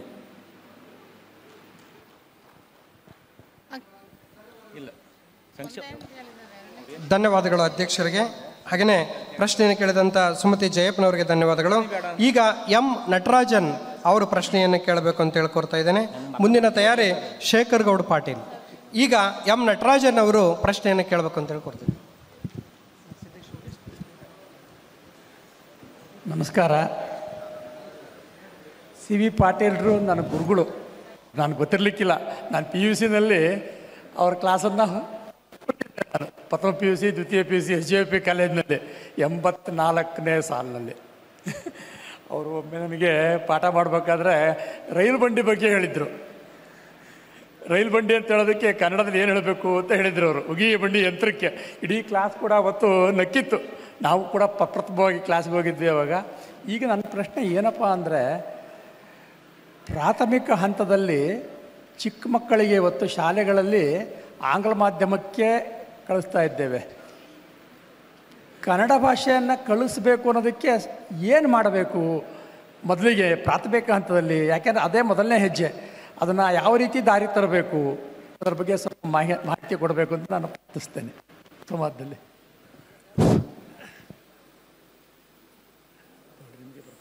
ನಟರಾಜು ಅವರು ನನ್ನ ವಿದ್ಯಾರ್ಥಿಯಾಗಿ ಆ ಸಂದರ್ಭದಲ್ಲಿ ಅವರಿಗೆ ಒಂದು ತಮಾಷೆಯಾಗಿ, ಇವತ್ತು ನಮ್ಮಲ್ಲಿ ಭಾಷೆಯ ಬಗ್ಗೆ ಒಂದು ರೀತಿಯ ಮಡಿವಂತಿಕೆ ನಮ್ಮಲ್ಲಿ ಕಾಣ್ತಾ ಇದೆ. ಯಾವುದೇ ಒಂದು ಭಾಷೆ ಅಭಿವೃದ್ಧಿಯನ್ನು ಪಡೆಯಬೇಕು ಅಂದರೆ ಅದು ತನ್ನ ಸುತ್ತಮುತ್ತಲಿನಿರ್ತಕ್ಕಂಥ ಭಾಷೆಗಳಿಂದ ತನಗೆ ಬೇಕಾಗಿರ್ತಕ್ಕಂಥ ಶಬ್ದಗಳನ್ನು ಬಳಸ್ಕೊಳ್ತಕ್ಕಂಥ ಒಂದು ಪರಂಪರೆ ಅದು ಬಹುಶಃ ಕನ್ನಡ ಸಾಹಿತ್ಯ ಸಂದರ್ಭದಲ್ಲಿ ಅದು ಬಹಳ ಉತ್ತಮವಾದಂಥ ಒಂದು ಅನುಕರಣೆ ಆಗಿದೆ. ಪ್ರಾಚೀನ ಕನ್ನಡ ಕಾವ್ಯಗಳಲ್ಲಿ ನಾವು ಅನೇಕ ಸಂಸ್ಕೃತ ಶಬ್ದಗಳನ್ನು ನೋಡ್ತೇವೆ. ಆ ಸಂಸ್ಕೃತ ಶಬ್ದಗಳಿದ್ದರೂ ಕೂಡ ಅವು ಕನ್ನಡದ ಸಂಸ್ಕಾರವನ್ನು ಪಡೆದು ಇವತ್ತು ಕನ್ನಡ ಶಬ್ದಗಳಾಗಿವೆ. ಹಾಗೆ ಇವತ್ತಿನ ಸಂದರ್ಭದಲ್ಲಿ ನಾವು ಅನೇಕ ಇಂಗ್ಲೀಷ್ ಪದಗಳನ್ನು ಬಳಸ್ತೇವೆ. ನೀವೆಲ್ಲ ಆಲೋಚನೆ ಮಾಡಿ, ಮುಂಜಾನೆಯಿಂದ ಸಾಯಂಕಾಲವರೆಗೂ ನಾವು ಬಳಸ್ತಕ್ಕಂಥ ಭಾಷೆಯ ಒಂದು ಮೊತ್ತದಲ್ಲಿ ನಾವು ಎಷ್ಟು ಪ್ರಮಾಣದಲ್ಲಿ ಇಂಗ್ಲೀಷ್ ಪದಗಳನ್ನು ಬಳಸ್ತೇವೆ ಅಂತಕ್ಕಂಥದ್ದನ್ನು ಪಟ್ಟಿ ಮಾಡಿದರೆ ನಮಗೆ ಆಶ್ಚರ್ಯವಾಗುತ್ತೆ. ಆದರೆ ಆ ಎಲ್ಲ ಇಂಗ್ಲೀಷ್ ಶಬ್ದಗಳು ಅವು ಕನ್ನಡದ ಸಂಸ್ಕಾರವನ್ನು ಹೊಂದಿ ಕನ್ನಡದ ಶಬ್ದಗಳಾಗಿವೆ. ಅವು ಆ ಒಂದು ದೃಷ್ಟಿಯಿಂದ ಇವತ್ತು ಭಾಷೆಯ ಬಗ್ಗೆ ನಾವು ಅತ್ಯಂತ ಮಡಿವಂತಿಕೆಯನ್ನು ಇಟ್ಕೊಂಡ್ರೆ ಬಹುಶಃ ಯಾವುದೇ ಒಂದು ಭಾಷೆ ಅಭಿವೃದ್ಧಿಯನ್ನು ಪಡೀಲಿಕ್ಕೆ ಸಾಧ್ಯ ಆಗೋದಿಲ್ಲ ಅಂತಕ್ಕಂಥದ್ದು ಭಾಷಾ ವಿಜ್ಞಾನಿಗಳ ಒಂದು ಚಿಂತನೆ ಆಗಿರೋ ಜೊತೆಗೆ ಇವತ್ತು ನಮ್ಮ ನಟರಾಜ್ ಅವರು ಕೇಳಿದರು, ಕನ್ನಡ ಭಾಷೆ ಇವತ್ತು ಪ್ರಾಥಮಿಕ ಹಂತದಲ್ಲಿ ಕನ್ನಡ ಭಾಷೆ ಬೆಳೀಬೇಕು, ಉಳಿಬೇಕು ಅಂದರೆ ನೀವು ಎಲ್ಲರೂ ಕೂಡ ಆಲೋಚನೆ ಮಾಡ್ತಕ್ಕಂಥದ್ದು ಇವತ್ತು ಮಾತೃ ಭಾಷೆ ಮೂಲಕವಾಗಿ ಅಥವಾ ನಮ್ಮ ಪ್ರಾದೇಶಿಕ ಭಾಷೆ ಮೂಲಕವಾಗಿ ನಾವು ಕನಿಷ್ಠ ಪಕ್ಷ ಈ ಪ್ರಾಥಮಿಕ ಹಂತದಲ್ಲಾದರೂ ಕೂಡ ಪೂರ್ಣ ಪ್ರಮಾಣದಲ್ಲಿ ಕನ್ನಡದಲ್ಲಿ ಬೋಧನೆ ಮಾಡಿದರೆ ಕನ್ನಡಕ್ಕೆ ಒಂದು ಅಸ್ತಿತ್ವ, ಕನ್ನಡಕ್ಕೆ ಒಂದು ಭವಿಷ್ಯ, ಕನ್ನಡದ ಸತ್ವ, ಕನ್ನಡದ ಮಹತ್ವ ನಮ್ಮ ಮಕ್ಕಳಿಗೆ ಗೊತ್ತಾಗ್ತದೆ ಅಂತಕ್ಕಂಥ ಒಂದು ಹಿನ್ನೆಲೆಯಲ್ಲಿ ಸರ್ಕಾರ ಆ ದಿಸೆಯಲ್ಲಿ ಕ್ರಮವನ್ನು ಕೈಗೊಳ್ಳಬೇಕು. ಆದರೆ ನಮ್ಮ ಮಧ್ಯದಲ್ಲಿ ಒಂದು ಇಬ್ಬತ್ತಿದ್ದಿದೆ. ಒಂದು ರಾಜ್ಯ ಸರ್ಕಾರದ ಒಂದು ನೀತಿ, ಕೇಂದ್ರ ಸರ್ಕಾರದ ಒಂದು ನೀತಿ. ಈ ಇಬ್ಬಗೆಯ ಬಾಯಿ ಖಡ್ಗದಲ್ಲಿ ನಮ್ಮ ಶಿಕ್ಷಣ ವ್ಯವಸ್ಥೆ ಏನಾಗಿದೆ ಅಂದರೆ ಕುಂಠಿತ ಇದೆ. ಇದಕ್ಕೆ ಸರ್ಕಾರ ಪರಿಹಾರ ಕಂಡುಕೊಳ್ಳಲಿಕ್ಕೆ ನಾವೆಲ್ಲರೂ ಕೂಡ ಒತ್ತಾಯಪೂರ್ವಕವಾಗಿ ಹಕ್ಕೊತ್ತಾಯವಾಗಿ ನಾವು ಮಾತೃಭಾಷೆಯಲ್ಲಿಯೇ ಪ್ರಾಥಮಿಕ ಶಿಕ್ಷಣವನ್ನು ಪಡಿತಕ್ಕಂಥ ವ್ಯವಸ್ಥೆಗೆ ನಾವೆಲ್ಲರೂ ಕೂಡ ಧ್ವನಿಗೂಡಿಸೋಣ ಅಂತಕ್ಕಂಥದ್ದು ನನ್ನ ಮಾತಾಗಿದೆ. ಹಿಂದೆ ದಾವಣಗೆರೆಯಲ್ಲಿ ಒಂದು ದೊಡ್ಡ ಸಮ್ಮೇಳನ ಆಯಿತು ಅಂತ BN ಮಲ್ಲೇಶ್ ಅವರು, ಭಾಮಾ ಅವರು, ಕಲಿಂಬಾಷ ಅವರು ಮತ್ತು ನಮ್ಮ ಗುರುಗಳಾಗಿರ್ತಕ್ಕಂಥ CV ಪಾಟೀಲ್ ಅವರ ನೇತೃತ್ವದಲ್ಲಿ ಒಂದು ದೊಡ್ಡ ಮಟ್ಟದ ಈ ಹೋರಾಟಗಳು ಸಮ್ಮೇಳನಗಳು ನಡೆದವು ಅಂತ. ಇತ್ತೀಚಿನ ದಿನಗಳಲ್ಲಿ ಬಂಡಾಯ ಸಾಹಿತ್ಯ ಯಾಕೆ ಅಷ್ಟೊಂದು ಬೆಳಕಿಗೆ ಬರ್ತಾ ಇಲ್ಲ, ಹಾಗೂ ಇತ್ತೀಚೆಗೆ ನಡೆದಂಥ ಸಾಮಾಜಿಕ ಬದಲಾವಣೆ ಅದರ ಮೇಲೆ ಪರಿಣಾಮ ಬೀರಿದೆಯೇ ಎಂಬ ನನ್ನ ಪ್ರಶ್ನೆ. ಪತ್ರಕರ್ತಕ್ಕಂಥ ಶೇಖರಗೌಡ ಪಾಟೀಲರು ಬಹುಶಃ ಇವತ್ತು ನಮ್ಮ ಸಾಹಿತ್ಯಿಕ ಮತ್ತು ಸಾಂಸ್ಕೃತಿಕ ವಲಯದಲ್ಲಿ ಒಂದು ದೊಡ್ಡ ಚರ್ಚೆ ನಡೀತಾ ಇದೆ. ಈಗಾಗಲೇ ಈ ಗೋಷ್ಠಿಯ ಆಶಯ ಮಾತುಗಳನ್ನಾಡಿದಂಥ ಡಾಕ್ಟರ್ ಶಿವಲಿಂಗಪ್ಪನವರು ಈ ಒಂದು ವಿಷಯವನ್ನು ಕುರಿತು ಕೆಲವಾರು ವಿಚಾರಗಳನ್ನು ಹಂಚಿಕೊಂಡಿದ್ದಾರೆ. ಸಾಹಿತ್ಯ ಅಂತಕ್ಕಂಥದ್ದು ಯಾವಾಗಲೂ ನಿಂತ ನೀರಲ್ಲ, ಅದು ಸ್ಥಗಿತವಾಗಿರುವುದಿಲ್ಲ. ಯಾವ ಕಾಲಕ್ಕೆ ಯಾವ ಬಗೆಯ ಅಭಿವ್ಯಕ್ತಿ ಬೇಕೋ ಆ ಅಭಿವ್ಯಕ್ತಿಯನ್ನು ತನ್ನ ಸಮಕಾಲೀನ ಸಂದರ್ಭದಲ್ಲೇ ಅದು ಆಯ್ಕೆ ಮಾಡಿಕೊಳ್ಳುತ್ತೆ. ಆ ಒಂದು ದೃಷ್ಟಿಯಿಂದ 80ರ ದಶಕದಲ್ಲಿ ನಮ್ಮ ಕನ್ನಡ ಸಾಹಿತ್ಯದ ಪರಂಪರೆಯನ್ನು ಆಧಾರವಾಗಿಟ್ಟುಕೊಂಡು ಇಡೀ ಪರಂಪರೆಯ ಉದ್ದಕ್ಕೂ ಕೂಡ ಪ್ರತಿಭಟನೆಯ ಅಂಶಗಳು ಇದ್ದರೂ ಕೂಡ ಆ ಅಂಶಗಳು ಮೂಲ ನೆಲೆಗೆ ಬರದೆ ಆ ಒಂದು ವಿಚಾರಗಳನ್ನ ಆಧರಿಸಿ 80ರ ದಶಕದಲ್ಲಿ ಏನು ಪ್ರಾರಂಭವಾದಂಥ ಬಂಡಾಯ ಸಾಹಿತ್ಯ ಸಂಘಟನೆ ಇವತ್ತು ಸ್ಥಗಿತವಾಗಿದೆ. ಇವತ್ತು ಬರಹಗಾರರು ಕಡಿಮೆಯಾಗಿದ್ದಾರೆ ಅನ್ನೋ ಒಂದು ಕೂಗು ಅಥವಾ ಒಂದು ಆರೋಪ ಅಥವಾ ಒಂದು ಕಾಳಜಿ ಅದು.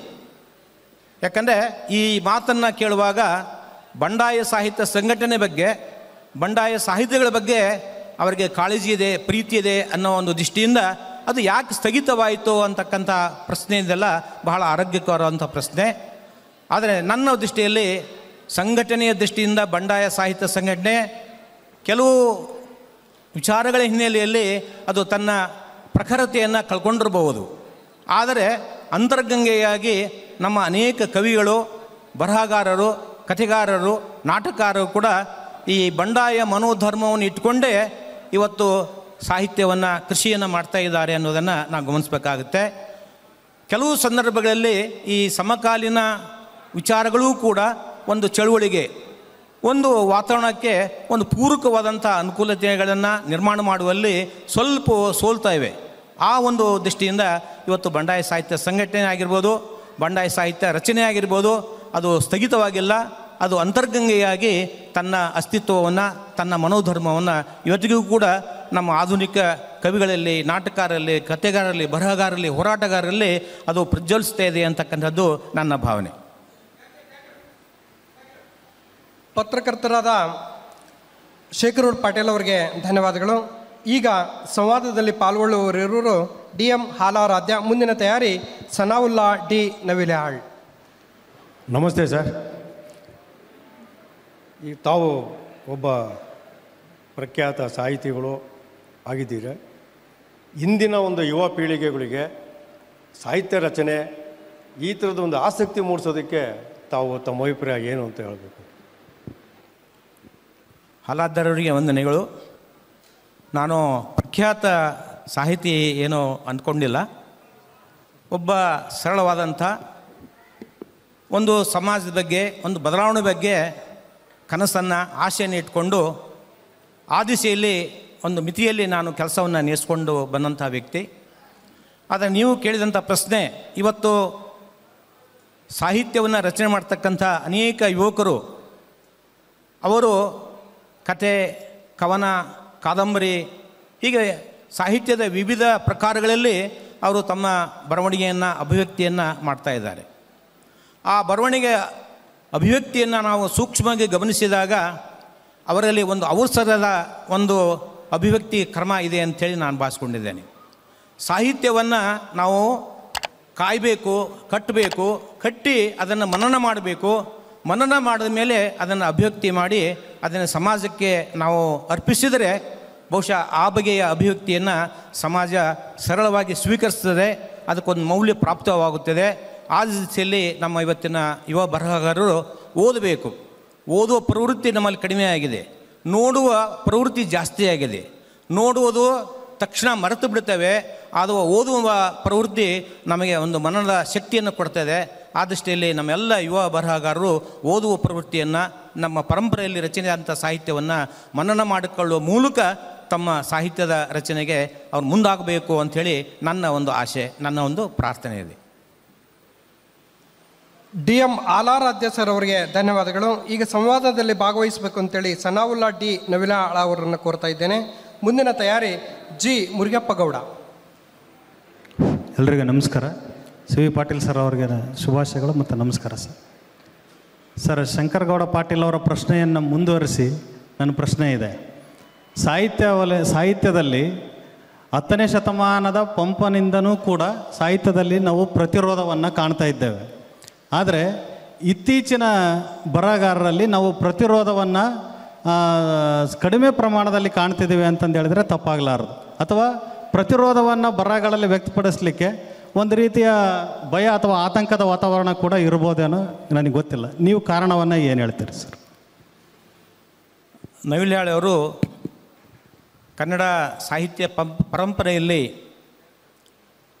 ಏನು ಒಂದು ಪ್ರತಿರೋಧ ಅಥವಾ ಒಂದು ಪ್ರತಿಭಟನೆ ಅದು ಯಾವ ರೀತಿಯಾಗಿ ಇದೆ, ಬಹುಶಃ ಅದಕ್ಕೆ ಒಂದೇ ಒಂದು ಮಾತನ್ನು ಹೇಳಬೇಕಂದ್ರೆ, ನಮ್ಮ ಕನ್ನಡದ ಆದಿಕವಿಯಾಗಿರ್ತಕ್ಕಂಥ ಪಂಪ ಮನುಷ್ಯ ಕುಲಂ ತಾನೊಂದೇ ಒಲಂ ಅಂತಕ್ಕಂಥ ಹೇಳಿದಂಥ ಮಾತು ಏನಿದೆಯಲ್ಲ, ಆ ಮಾತು ನಮ್ಮ ಸಮಾಜದ ವ್ಯವಸ್ಥೆ ಒಳಗಡೆ ಇರತಕ್ಕಂಥ ಜಾತಿ, ಧರ್ಮ, ವರ್ಗ, ಲಿಂಗ ತಾರತಮ್ಯಗಳ ವ್ಯವಸ್ಥೆಯ ವಿರುದ್ಧವಾಗಿ ಆತ ಮನುಷ್ಯನನ್ನು ಕಾಣುವ ಮೂಲಕ, ಮನುಷ್ಯ ಧರ್ಮವನ್ನು ಹೇಳುವ ಮೂಲಕ ಮನುಷ್ಯ ತಾನೊಂದೇ ಒಲಂ ಅಂತಕ್ಕಂಥ ಒಂದು ಮಾತು ಏನು ಹೇಳಿದಲ್ಲ, ಅದು ಇವತ್ತಿಗೂ ಕೂಡ ತುಂಬ ಪ್ರಸ್ತುತವಾದದ್ದು.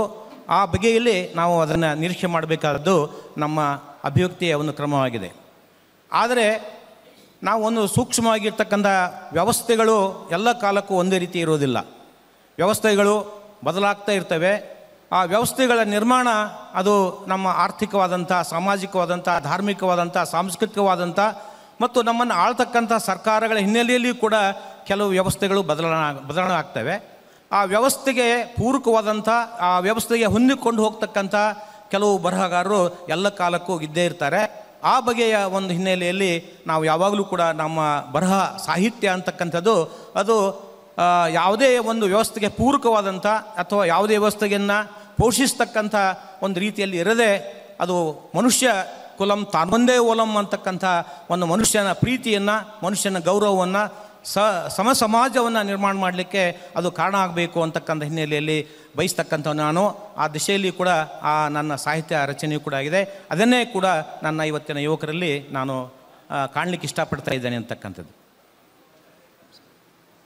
ಸನಾವುಲ್ಲಾ ಡಿ ನವಿಲಾಳ್ ಇವರಿಗೆ ಧನ್ಯವಾದಗಳು. ಹೀಗೆ ಸಂವಾದದಲ್ಲಿ ಪಾಲ್ಗೊಳ್ಳುವವರು ಜಿ ಮುರುಗಪ್ಪಗೌಡ. ಮುಂದಿನ ತಯಾರಿ ಡಿ ಫ್ರಾನ್ಸಿಸ್ ಝೇವಿಯರ್.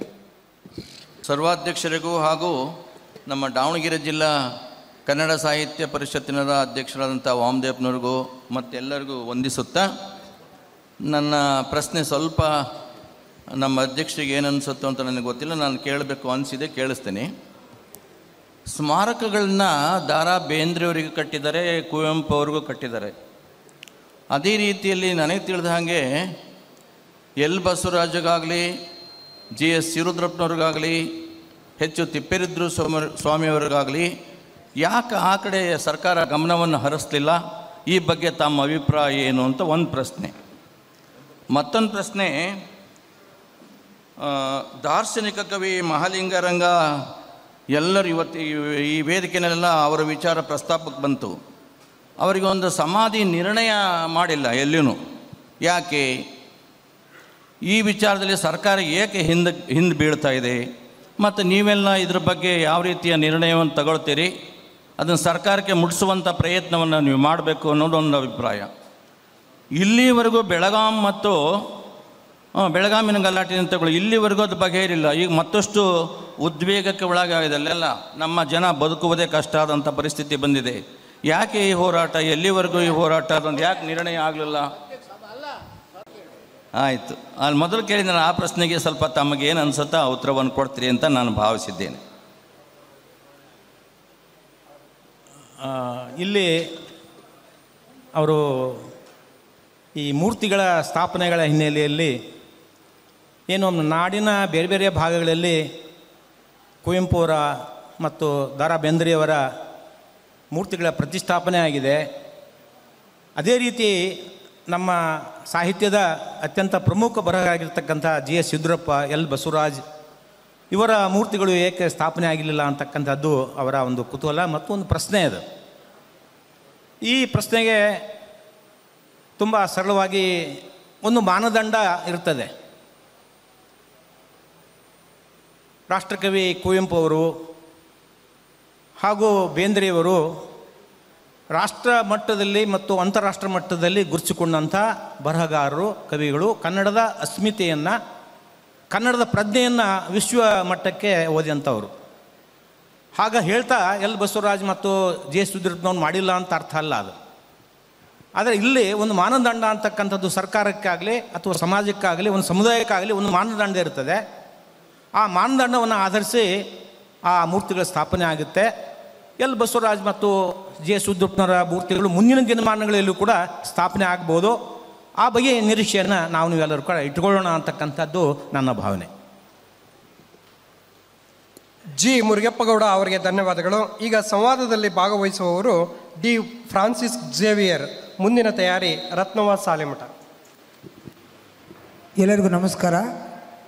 ಗೌರವಾನ್ವಿತ ಸಮ್ಮೇಳನದ ಸರ್ವಾಧ್ಯಕ್ಷರಾದಂಥ ಸಿ ವಿ ಪಾಟೀಲ್ ಸರ್ ಅವರಿಗೆ, ಈಗ ನಮ್ಮ ಮುಂದಿನ ಮಕ್ಕಳು ಸಾಹಿತ್ಯದ ಅಭಿರುಚಿಯನ್ನು ಬೆಳೆಸಿಕೊಳ್ಳುವ ನಿಟ್ಟಿನಲ್ಲಿ ಮಕ್ಕಳು ಈಗಾಗಲೇ ಪಠ್ಯದಲ್ಲಿ ಓದ್ತಾರೆ. ಹಿರಿಯ ಕವಿಗಳು ಕುವೆಂಪು, ಬೇಂದ್ರೆ ಇವರೆಲ್ಲ ಕವಿಗಳನ್ನು ಓದ್ತಾರೆ. ಆದರೆ ಕನಿಷ್ಠ ನಮ್ಮ ದಾವಣಗೆರೆ ಜಿಲ್ಲೆಯ ಮಕ್ಕಳಿಗೆ, ನಮ್ಮ ದಾವಣಗೆರೆ ಜಿಲ್ಲೆಯ ಪ್ರತಿಭಾನ್ವಿತ ಕವಿಗಳು ಇದ್ದಾರೆ, ಸಾಹಿತಿಗಳಿದ್ದಾರೆ. ನಮ್ಮ ಇವು ಸಭಾಂಗಣದಲ್ಲಿ ಇವತ್ತು ಈ ಕಾರ್ಯದಲ್ಲಿ ಕೂಡ ಉಪಸ್ಥಿತರಿದ್ದಾರೆ. ಅವರು ಎಷ್ಟು ನಮ್ಮ ಮಕ್ಕಳಿಗೆ, ಕನಿಷ್ಠ ನಮ್ಮ ದಾವಣಗೆರೆ ಜಿಲ್ಲೆಯ ಮಕ್ಕಳಿಗೆ ಎಷ್ಟು ಪರಿಚಯ ಇದ್ದಾರೆ, ಈ ನಿಟ್ಟಿನಲ್ಲಿ ನಮ್ಮ ಕನ್ನಡ ಸಾಹಿತ್ಯ ಪರಿಷತ್ತಾಗಲಿ ಮತ್ತು ಇನ್ನಿತರೆ ಕನ್ನಡ ಪರ ಸಂಘಟನೆಗಳಾಗಲಿ ಯಾವ ರೀತಿಯ ಕ್ರಿಯಾ ಯೋಜನೆಯನ್ನು ಮಾಡಿಕೊಂಡಿದ್ದಾವೆ, ಯಾಕಂತಂದರೆ ಕನ್ನಡವ ಅಭಿರುಚಿಯನ್ನು ಬೆಳೆಸಬೇಕಾಗಿದೆ ಅಂತಕ್ಕಂಥದ್ದು ನನ್ನ ಒಂದು ಪ್ರಶ್ನೆ. ಮಕ್ಕಳಿಗೆ ನಾವು ಪಠ್ಯ ಪುಸ್ತಕಗಳ ಮೂಲಕವಾಗಿ ಕೊಡ್ತಕ್ಕಂಥ ಒಂದು ಶಿಕ್ಷಣ, ಅದು ಸರ್ಕಾರ ಒಳಗೊಂಡಂಥ ಒಂದು ಪಾಲಿಸಿ, ಅದು ಒಂದು ನಿಯಮ. ಅದು ಸರ್ಕಾರ ಯಾವಾಗಲೂ ಇಡೀ ರಾಜ್ಯಕ್ಕೆ, ಇಡೀ ಸಮುದಾಯಕ್ಕೆ ಸಂಬಂಧಪಟ್ಟಂಥ ಪಾಲಿಸಿಗಳನ್ನು, ನಿರ್ಣಯಗಳನ್ನು ತೆಗೆದುಕೊಳ್ತದೆ. ನಮಗೂ ನಿಮಗೆಲ್ಲರೂ ಕೂಡ ಒಂದು ಗೊತ್ತಿದೆ, ಕನ್ನಡ ಭಾಷೆ ಒಂದೇ ಆದರೂ ಕೂಡ ನಮ್ಮಲ್ಲಿ ಅನೇಕ ಬಗೆಯ ಕನ್ನಡಗಳಿವೆ. ಗುಲ್ಬರ್ಗ ಕನ್ನಡ ಇದೆ, ಉತ್ತರ ಕನ್ನಡ ಭಾಷೆ ಇದೆ, ದಕ್ಷಿಣ ಕನ್ನಡ ಇದೆ, ಮಧ್ಯಕಾಲೀನ ಕನ್ನಡ ಇದೆ. ಹೀಗೆ ಎಲ್ಲ ಬಗೆಯ ಕನ್ನಡಗಳನ್ನು ನಾವು ಮಕ್ಕಳಿಗೆ ಹೇಳ್ತಕ್ಕಂಥದ್ದು ಒಂದು ತಾಂತ್ರಿಕವಾದಂಥ ಸಮಸ್ಯೆ ಅನಿಸಿಕೊಂಡರೂ ಕೂಡ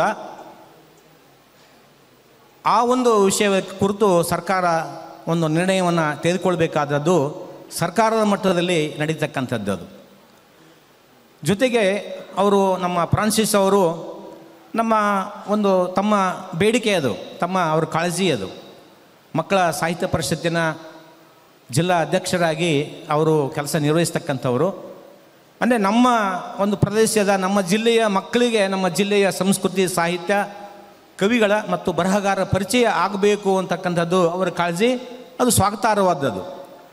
ಇದೇ ರೀತಿಯಾಗಿ ಎಲ್ಲ ಜಿಲ್ಲೆಯ ಲೇಖಕರು, ಬರಹಗಾರರು ಇದೇ ರೀತಿಯ ಒಂದು ಬೇಡಿಕೆಯನ್ನು ಇಟ್ಟರೆ ಅಲ್ಲಿ ಇಡೀ ರಾಜ್ಯದಲ್ಲಿ ಒಂದು ಸಾಮಾನ್ಯವಾದಂಥ ಶಿಕ್ಷಣ ವ್ಯವಸ್ಥೆ, ಶಿಕ್ಷಣ ಪದ್ಧತಿ ಆಗಲಿಕ್ಕೆ ಸಾಧ್ಯ ಆಗೋದಿಲ್ಲ. ಆ ಒಂದು ದೃಷ್ಟಿಯಿಂದ ಒಂದು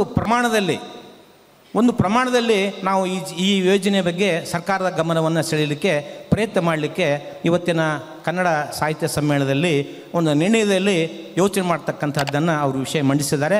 ಅದನ್ನು ನಿರ್ಣಯದಲ್ಲಿ ಅದನ್ನು ನಾವು ಯೋಚನೆ ಮಾಡಿ ನಿರ್ಣಯವನ್ನು ಕಳೆದುಕೊಳ್ತಕ್ಕಂಥ ಹಿನ್ನೆಲೆಯಲ್ಲಿ ನಾವು ಚಿಂತನೆ ಮಾಡ್ತೇವೆ ಅಂತಕ್ಕಂಥ ಮಾತನ್ನು ಈ ಸಂದರ್ಭದಲ್ಲಿ ಹೇಳಲಿಕ್ಕೆ ಇಷ್ಟಪಡ್ತೇವೆ. ಡಿ ಫ್ರಾನ್ಸಿಸ್ ಅವರಿಗೆ ಧನ್ಯವಾದಗಳು. ಈಗ ಸಂವಾದದಲ್ಲಿ ಭಾಗವಹಿಸಬೇಕು ಅಂತೇಳಿ ರತ್ನವ್ವ ಸಾಲಿಮಠ ಅವರನ್ನು ಕೋರ್ತಾ ಇದ್ದೇನೆ.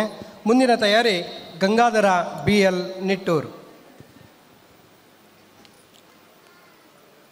ನನ್ನ ವಿದ್ಯಾಗುರುಗಳಾದಂಥ professor C V Patil sir ಅವರೊಂದಿಗೆ ನಾನು ಈ ವೇದಿಕೆಯನ್ನು ಹಂಚಿಕೊಂಡಿರೋದು ತುಂಬ ಸಂತಸದ ಕ್ಷಣ ಆಗಿದೆ. ಹಾಗೆಯೇ ಪ್ರೊಫೆಸರ್ ರಾಮಚಂದ್ರಪ್ಪ ಸರ್ ಅವರು ವೇದಿಕೆಯಲ್ಲಿ ಉಪಸ್ಥಿತರಿದ್ದಾರೆ, ಆಸೀನರಾಗಿದ್ದಾರೆ ಎದುರುಗಡೆಗೆ. ಅವ್ರಿಗೂ ಸಹಿತ ನಮಸ್ಕಾರಗಳನ್ನು ತಿಳಿಸುತ್ತಾ, ಸರ್ ನನಗೆ ಶಿಕ್ಷಾ ಗುರುಗಳು ಹಾಗೂ ಸಾಹಿತ್ಯದ ದೀಕ್ಷಾ ಗುರುಗಳು ಸಹಿತ ಆಗಿದ್ದಾರೆ. ಅವರಿಗೆ ನಾನು ಮತ್ತೆ ನಾನು ಅನಂತ ನಮನಗಳನ್ನು ಅರ್ಪಿಸ್ತಾ, ನನ್ನ ಪ್ರಶ್ನೆ ಏನು ಅಂತಂದರೆ, ಸಮೂಹ ಮಾಧ್ಯಮ ಅಂದರೆ ದೂರದರ್ಶನದಲ್ಲಿ ಆಗಲಿ ಮತ್ತು ಅತಿ ಹೆಚ್ಚು ವಿದ್ಯಾವಂತರಾದಂಥವರು ಆಂಗ್ಲ ಭಾಷೆಯ ಪದಗಳನ್ನೇ ಆಂಗ್ಲ ಭಾಷೆಯನ್ನು ಬಳಕೆ ಮಾಡ್ತಾರೆ, ಪದಗಳು ಜಾಸ್ತಿ ಆಗ್ತವೆ. ಧಾರಾವಾಹಿಗಳಲ್ಲಿ ನೋಡಿದಾಗೂ ಮತ್ತು ಯಾವುದೇ ಕಾರ್ಯಕ್ರಮ ಆಗಿರಲಿ ಆಂಗ್ಲ ಭಾಷೆಯ ಪದಗಳೇ ಆಗ್ತವೆ. ಆ ಮಾಧ್ಯಮಗಳಿಗೆ ಅಥವಾ ಓದಿದವರಿಗೆ ತಮ್ಮ ಹಿತವಚನ ಏನು?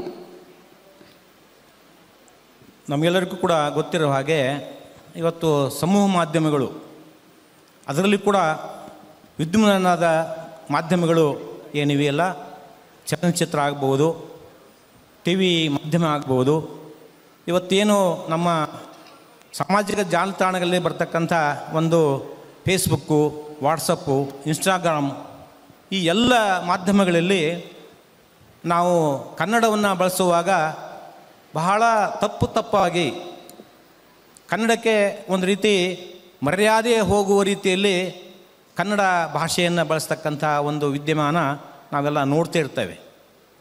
ನೋಡಿ ಅದನ್ನು ನಾವು ಹಾಗೆ ಮರ್ತು ಬಿಡ್ತೇವೆ. ಆದರೆ ಇವತ್ತು ಏನಾಗಿದೆ ಅಂದರೆ, ಆಗಲೇ ಯಾರೋ ಒಬ್ಬ ಪ್ರಶ್ನೆಗೆ, ಇವತ್ತು ನಮ್ಮಲ್ಲಿ ಓದುವ ಸಂಸ್ಕೃತಿ ಮತ್ತು ಕೇಳುವ ಸಂಸ್ಕೃತಿ ಬಹಳ ಕಡಿಮೆಯಾಗಿದೆ. ಇವತ್ತು ನಮ್ಮಲ್ಲಿ ವಿಜೃಂಭಿಸ್ತಕ್ಕಂಥ ಒಂದು ಸಂಸ್ಕೃತಿ ಯಾವುದಂದ್ರೆ ನೋಡುವ ಸಂಸ್ಕೃತಿ. ನೋಡುವ ಮೂಲಕ ನಾವು ಅದನ್ನು ಅಳವಡಿಸ್ಕೊಳ್ತಕ್ಕಂಥದ್ದು ಏನು ಇವತ್ತು ನಮ್ಮ ಮಧ್ಯದಲ್ಲಿ ನಡೀತಿದೆಯಲ್ಲ, ಆ ಒಂದು ದೃಷ್ಟಿಯಿಂದ ನಮ್ಮ ಸಮೂಹ ಮಾಧ್ಯಮಗಳು ನೋಡಿ, ಇವತ್ತು ಚಲನಚಿತ್ರ ಮತ್ತು ಇತರೆ ಮಾಧ್ಯಮಗಳಲ್ಲಿ ಆಗ್ತಕ್ಕಂಥ ತಪ್ಪುಗಳು ನಮ್ಮ ಮುದ್ರಣ ಮಾಧ್ಯಮವಾಗಿರ್ತಕ್ಕಂಥ ಪತ್ರಿಕೆಗಳಲ್ಲಿ ತಪ್ಪಾಗೋದಿಲ್ಲ. ಭಾಳ ಮುದ್ರಣ ಮಾಧ್ಯಮದಲ್ಲಿರ್ತಕ್ಕಂಥ ಪತ್ರಿಕಾ ಮಿತ್ರರು ಅವರು ತುಂಬ ಜಾಗೃತಿಯಿಂದ, ಎಚ್ಚರಿಕೆಯಿಂದ ಕನ್ನಡದ ಪೂರಕವಾಗಿ, ಕನ್ನಡ ಸಂಸ್ಕೃತಿ ಪೂರಕವಾಗಿ, ಸಂಸ್ಕಾರಕ್ಕೆ ಪೂರಕವಾಗಿ ಅವರು ಪದಗಳನ್ನು, ಶಬ್ದಗಳನ್ನು, ವಾಕ್ಯಗಳನ್ನು ನಿರ್ಮಾಣ ಮಾಡ್ತಕ್ಕಂಥದ್ದನ್ನು ನಾವು ಪತ್ರಿಕೆಗಳಲ್ಲಿ ಓದ್ತಾ ಇದ್ದೇವೆ. ಬಹುಶಃ ಇವತ್ತು ಕನ್ನಡ ಭಾಷೆ, ಕನ್ನಡ ಸಂಸ್ಕೃತಿ, ಸಾಹಿತ್ಯ ಮತ್ತು ಅದರ ಸ್ವತ್ವ ಅದು ಕನ್ನಡ ಪತ್ರಿಕೆಗಳ ಮೂಲಕವಾಗಿ ಒಂದಿಷ್ಟು ಪ್ರಮಾಣದಲ್ಲಿ ಅದು ಉಳ್ಕೊಂಡಿದೆ ಅಂತಕ್ಕಂಥ ಒಂದು ಮಾತನ್ನು ಕೂಡ ನಾವು ಗಮನಿಸಬೇಕಾಗತ್ತೆ. ನಮ್ಮ ಸಮೂಹ ಮಾಧ್ಯಮಗಳಾಗಿರ್ತಕ್ಕಂಥ ಈ ಏನು ಚಲನಚಿತ್ರ ಮತ್ತು ಇತರೆ ಮಾಧ್ಯಮಗಳಲ್ಲಿ ಕೆಲಸ ಮಾಡ್ತಕ್ಕಂಥ ಏನು ಅಲ್ಲಿ ಯುವಕರು ಇದರಲ್ಲ, ಅವರೆಲ್ಲರೂ ಕೂಡ ಬಹುಶಃ ಕನ್ನಡದ ಪ್ರಜ್ಞೆ ಮತ್ತು ಕನ್ನಡದ ಸತ್ವ ಮತ್ತು ಕನ್ನಡದ ಬರಹದ ಬಗ್ಗೆ ಗೊತ್ತಿಲ್ಲದೇ ಇರತಕ್ಕಂಥ ಇಂಗ್ಲೀಷ್ ಮಾಧ್ಯಮದ ಮೂಲಕವಾಗಿ ಬಂದಂಥ ಅನೇಕ ವ್ಯಕ್ತಿಗಳು ಅಲ್ಲಿ ಕೆಲಸ ನಿರ್ವಹಣೆ ಮಾಡ್ತಾಯಿದ್ರೆ, ಅವರ ತುರ್ತು ಅವಶ್ಯಕತೆ ಏನಿದೆಯಲ್ಲ, ಆ ತುರ್ತು ಅವಶ್ಯಕತೆಗೆ ತಮಗೆ ಗೊತ್ತಿದ್ದಂಥ ಶಬ್ದವನ್ನು ಬಳಸಿಬಿಡ್ತಾರೆ ಅವರು. ಹೀಗೆ ಬಳಸೋದ್ರಿಂದ ಕನ್ನಡಕ್ಕೆ ಒಂದು ಅಲ್ಲಿ ಏನಾಗ್ತಾಯಿದೆ ಅಂದರೆ ಅನ್ಯಾಯ ಆಗ್ತಾಯಿದೆ, ಕನ್ನಡದ ಒಂದು ಭ್ರಷ್ಟಾಚಾರ ಆಗ್ತಾಯಿದೆ, ಕನ್ನಡದ ಒಂದು ದೋಷ ಆಗ್ತಾಯಿದೆ. ಇವೆಲ್ಲವನ್ನು ಕೂಡ ನಾವು ಇವತ್ತು ಗಂಭೀರವಾಗಿ ಗಮನಿಸಬೇಕು. ಈ ವಿಷಯ ಕುರಿತು ಅನೇಕ ವೇದಿಕೆಗಳಲ್ಲಿ ಚರ್ಚೆ ಆಗ್ತಾಯಿದೆ.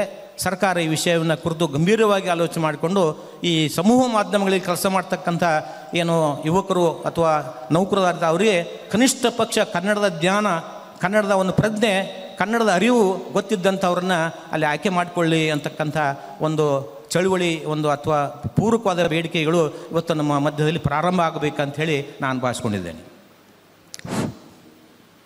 ರತ್ನವ್ವ ಸಾಲಿಮಠ ಇವರಿಗೆ ಧನ್ಯವಾದಗಳು. ಈಗ ಸಂವಾದದಲ್ಲಿ ಭಾಗವಹಿಸಬೇಕು ಅಂತೇಳಿ ಗಂಗಾಧರ್ BL ನಿಟ್ಟೂರ್ ಅವರನ್ನು ಕೋರ್ತಾ ಇದ್ದೇನೆ. ಮುಂದಿನ ತಯಾರಿ ಗುರು ಬಸವರಾಜ್. ಎಲ್ಲರಿಗೂ ನಮಸ್ಕಾರ. ಹಾಗೆಯೇ ಸರ್ವಾಧ್ಯಕ್ಷರಿಗೂ ಮತ್ತು ಜಿಲ್ಲಾಧ್ಯಕ್ಷರಿಗೂ ಕೂಡ ವಂದನೆಯನ್ನು ಅರ್ಪಿಸ್ತಾ, ಸರ್, ಈಗ ಕನ್ನಡಕ್ಕೆ ಶಾಸ್ತ್ರೀಯ ಸ್ಥಾನಮಾನ ಸಿಕ್ಕು ಭಾಳಷ್ಟು ವರ್ಷಗಳು ಆಯಿತು. ಅದರ ಜಾರಿ ಮತ್ತು ಅನುಷ್ಠಾನ ಆಗಿಯೇ ಭಾಳ ವರ್ಷಗಳಾಗಿದೆ.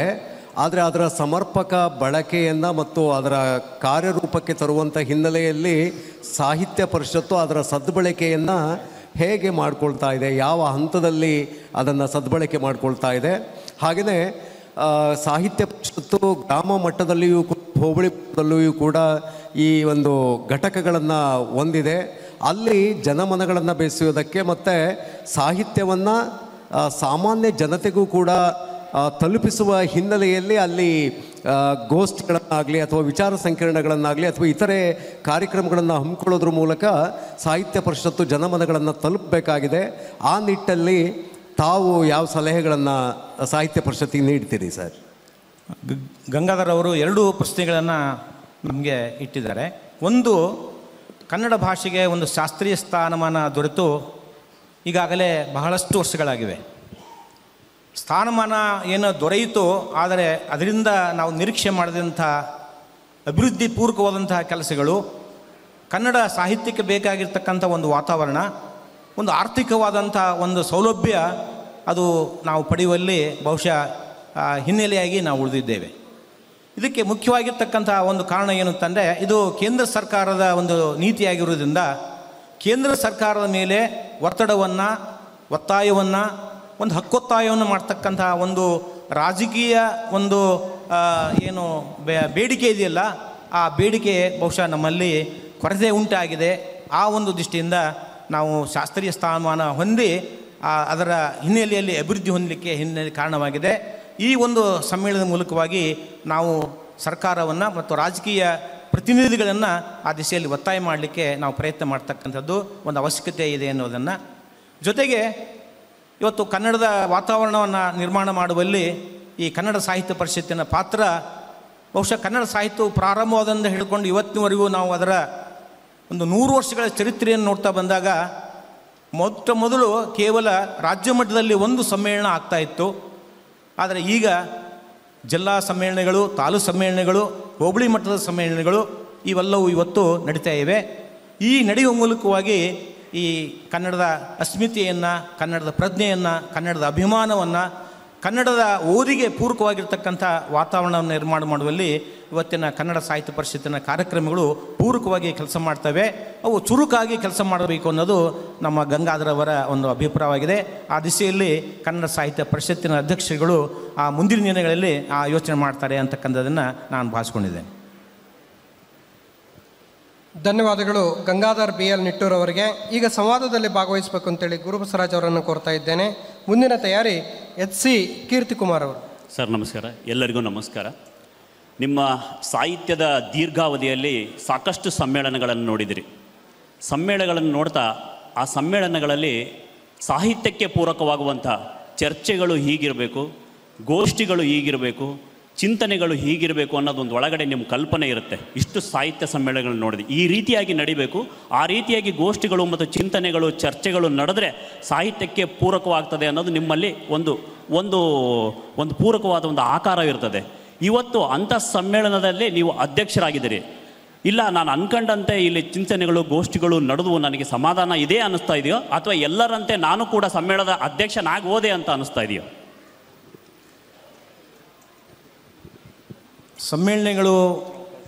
ಸಮ್ಮೇಳನದಲ್ಲಿ ಆಯೋಜನೆ ಕೊಡ್ತಕ್ಕಂತಹ ಗೋಷ್ಠಿಗಳು ಅವು ಹೇಗಿರಬೇಕು ಅಂತಕ್ಕಂಥ ಒಂದು ಹಿನ್ನೆಲೆಯಲ್ಲಿ ಈ ಒಂದು ವಿಷಯವನ್ನು ಕುರಿತು ನಾನು ನಿನ್ನೆ ನನ್ನ ಅಧ್ಯಕ್ಷೀಯ ಮಾತುಗಳಲ್ಲಿ ಮತ್ತು ಮುದ್ರಿತ ಪ್ರತಿಯಲ್ಲಿ ಒಂದು ಮಾತನ್ನು ಪ್ರಸ್ತಾವನೆ ಮಾಡಿದ್ದೇನೆ.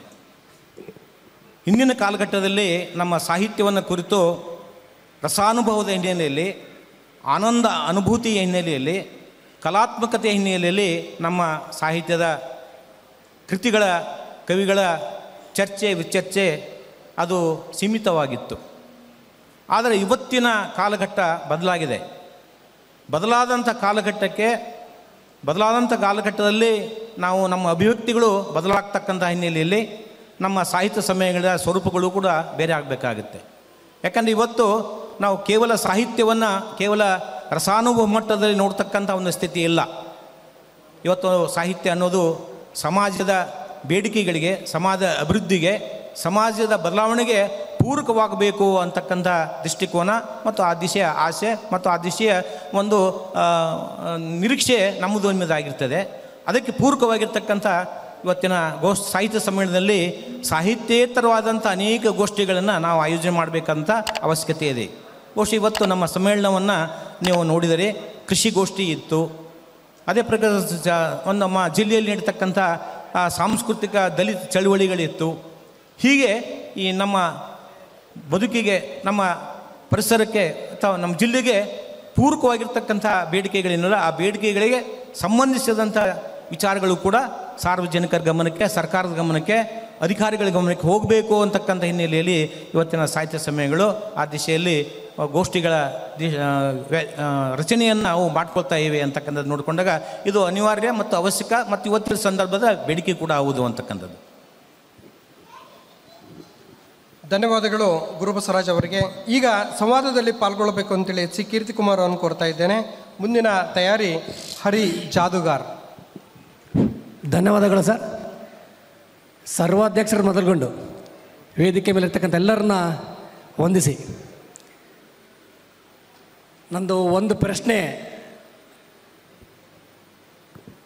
13ನೇ ಸಮ್ಮೇಳನದಿಂದ 14ನೇ ಸಮ್ಮೇಳನವರೆಗೂ ಒಂದು ವರ್ಷದ ಅವಧಿಯಲ್ಲಿ ನೀವು ಆ ಸ್ಥಾನವನ್ನು ಅಲಂಕರಿಸಿರ್ತೀರಿ. ಆ ಒಂದು ವರ್ಷದ ಅವಧಿಯಲ್ಲಿ ಜಿಲ್ಲೆಯಲ್ಲಿ ಸಾಮಾನ್ಯ ಜನ ಕನ್ನಡ ಸಾಹಿತ್ಯ ಪರಿಷತ್ತಿನ ಬಗ್ಗೆ ಅಭಿಮಾನ ಬರೋದಕ್ಕೆ ಮತ್ತು ಅವರ ತೊಡಗಿಸ್ಕೊಳ್ಳೋಕ್ಕೆ ಯಾವ ರೀತಿಯಾದ ಯೋಜನೆಗಳನ್ನು ತಾವು ಹಾಕ್ಕೊಂಡಿದ್ದೀರ ಅಂತೇಳಿ ತಿಳಿಸ್ಬೇಕಂತ ಕೇಳ್ತೇನೆ. ನಮ್ಮ ಕೀರ್ತಿಕುಮಾರ್ ಅವರು ಏನು ಜಿಲ್ಲಾ ಸಮ್ಮೇಳನದ ಸರ್ವಾಧ್ಯಕ್ಷರಾಗಿರ್ತಕ್ಕಂಥ ಅವಧಿ ಮುಂದಿನ ಸಮ್ಮೇಳನ ನಡೆಯುವವರೆಗೂ ಕೂಡ ಈ ಅವಧಿ ಚಾಲ್ತಿಯಲ್ಲಿರ್ತದೆ ಅಂತಕ್ಕಂಥ ಒಂದು ಮಾತನ್ನು ಹೇಳಿ, ಅದು ಕೇವಲ ಒಂದು ಸಮ್ಮೇಳನ ಮುಗಿದ ಮೇಲೆ ಅವರ ಕಾರ್ಯ ವ್ಯಾಪ್ತಿ ಏನು, ಕಾರ್ಯಕ್ರಮಗಳ ಸ್ವರೂಪ ಏನು, ಅವರನ್ನು ಹೇಗೆ ಬಳಸ್ಕೊಳ್ತಾ ಇದ್ದೀರಿ ಅನ್ನೋ ಹಿನ್ನೆಲೆಯಲ್ಲಿ, ಜೊತೆಗೆ ಇದು ಕೇವಲ ಒಂದು ಸಮ್ಮೇಳನಕ್ಕೆ ಸೀಮಿತ ಆಗಬಾರ್ದು, ಅದು ಮುಂದಿನ ದಿನಮಾನಗಳಲ್ಲಿ ಕೂಡ ಸಾಹಿತ್ಯದ ವಾತಾವರಣ, ಕನ್ನಡ ಅಭಿಮಾನ, ಕನ್ನಡದ ಪರಿಸ್ಥಿತಿ ಅದೆಲ್ಲವೂ ಕೂಡ ಚರ್ಚೆ ಆಗಬೇಕು ಅಂತಕ್ಕಂಥ ಹಿನ್ನೆಲೆಯಲ್ಲಿ ಸೂಚಿಸ್ತದೆ. ಅದಕ್ಕೆ ನಮ್ಮ ಪಕ್ಕದಲ್ಲಿ ಕೂತಂತಹ ಕನ್ನಡ ಸಾಹಿತ್ಯ ಪರಿಷತ್ತಿನ ಅಧ್ಯಕ್ಷರಾಗಿರ್ತಕ್ಕಂಥ ಶ್ರೀ ವಾಮದೇವನವರು ಅದಕ್ಕೆ ಉತ್ತರ ಕೊಡ್ತಾರೆ ಅಂತ ಹೇಳಿ ನಾನು ಭಾವಿಸ್ಕೊಂಡಿದ್ದೇನೆ. ಅಲ್ಲ, ಇನ್ನು ಎಲ್ಲರೂ ಆಗಲಿ, ನಾನು ಒಂದೆರಡು ಮಾತಿನ ಉತ್ತರ ಹೇಳ್ತೀನಿ. ಇನ್ನು ಯಾರ್ಯಾರಾದ್ರಾಗಲಿ ಅದೆಲ್ಲ ಎಚ್ ಸಿ ಕೀರ್ತಿಕುಮಾರ್ ಅವರಿಗೆ ಧನ್ಯವಾದಗಳು. ಈಗ ಹರಿ ಜಾದುಗಾರ್ ಅವರು ಪ್ರಶ್ನೆಯನ್ನು ಕೇಳಬೇಕು ಅಂತ ತಿಳ್ಕೊಳ್ತೀವಿ. ಎಲ್ಲರಿಗೂ ನಮಸ್ಕಾರ. ನಂದು ಪ್ರಶ್ನೆ ಇಲ್ಲ, ಸಾಹಿತ್ಯ ಪರಿಷತ್ಗಳಿಗೆ ಒಂದು ನಮ್ರತೆ ವಿನಂತಿ ಇದೆ. ಜಿಲ್ಲಾ ಪರಿಷತ್ ಆಗಿರ್ಬೋದು, ತಾಲೂಕು ಪರಿಷತ್ ಆಗಿರ್ಬೋದು, ರಾಜ್ಯ ಪರಿಷತ್ ಆಗಿರ್ಬೋದು, ನಮ್ಮ ಗೋಷ್ಠಿಗಳಲ್ಲಿ ಒಂದು ಸೆಷನ್ ಅಂದರೆ ಒಂದು ಪಿರಿಯಡನ್ನು ಯಾವುದಾದ್ರೂ ಒಂದು ವಿಷಯ ಕೊಟ್ಟು ಪ್ರೇಕ್ಷಕರನ್ನು ಆಹ್ವಾನಿಸಿ, ಮುಂಚಿತವಾಗಿ ತಿಳಿಸಿ ಪ್ರೇಕ್ಷಕರನ್ನು ಆಹ್ವಾನಿಸಿ ಬರೀ ಶುದ್ಧ ಕನ್ನಡದಲ್ಲಿ ಮಾತಾಡೋಕ್ಕೆ ವ್ಯವಸ್ಥೆ ಮಾಡೋಕ್ಕಂತ ಕಳಕಳಿ ವಿನಂತಿ. ಇದಕ್ಕೆ ಸರ್ಕಾರಕ್ಕೆ ಮನವಿ ಕೊಡಿಸ್ಬೇಡ್ರಿ, ರಾಜ್ಯ ಸರ್ಕಾರ ಕೇಂದ್ರ ಸರ್ಕಾರಕ್ಕಿಲ್ಲ, ನೀವುಗಳು ಮುಂಚಿತವಾಗಿ ವಿಷಯ ಕೊಡೋದು ಅವರಿಗೆ. ಅದರಲ್ಲಿ ಯಾರು ಬರ್ತಾರಲ್ಲ ಶುದ್ಧ ಕನ್ನಡದಲ್ಲಿ ಮಾತಾಡೋರಿಗೆ ಅವಕಾಶ ಕೊಡೋಕ್ಕಂತ ಕಳಕಳಿ ವಿನಂತಿ. ನೋಡಿ, ನಮ್ಮ ಹರಿ ಜಾದುಗಾರ್ ಅವರು ಇಲ್ಲಿ ನಮ್ಮ ಸ್ನೇಹಿತರು ಒಂದು ಪ್ರಶ್ನೆ ಕೇಳಿದರು. ಕನ್ನಡ ಸಮ್ಮೇಳನದ ಸ್ಥಿತಿಗತಿ, ಕನ್ನಡ ಸಮ್ಮೇಳನ ಸ್ವರೂಪ ಹೇಗಿರಬೇಕು ಅಂತಕ್ಕಂಥದ್ದಕ್ಕೆ ಭಾಳ ಪೂರಕವಾದಂಥ ಒಂದು ಸಲಹೆಯನ್ನು ನಮ್ಮ ಹರಿ ಜಾದವ್ಗಾರು ಕೊಟ್ಟಿದ್ದಾರೆ.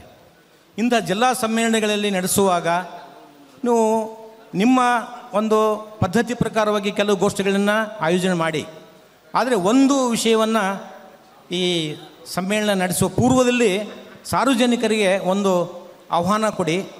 ಆ ಆಹ್ವಾನದಲ್ಲಿ ಬಂದಂಥ ಸಾರ್ವಕಾಲಿಕವಾದಂಥ ಮತ್ತು ಸಾರ್ವಜನಿಕ ಸ್ವೀಕೃತವಾದಂಥ ಒಂದು ವಿಷಯವನ್ನು ಕುರಿತು ಗೋಷ್ಠಿಯಲ್ಲಿ ಇಡೀರಿ ಅಂತಕ್ಕಂಥದ್ದು ಏನಿಲ್ಲ, ಭಾಳ ಉತ್ತಮವಾದಂಥ ಸಲಹೆ.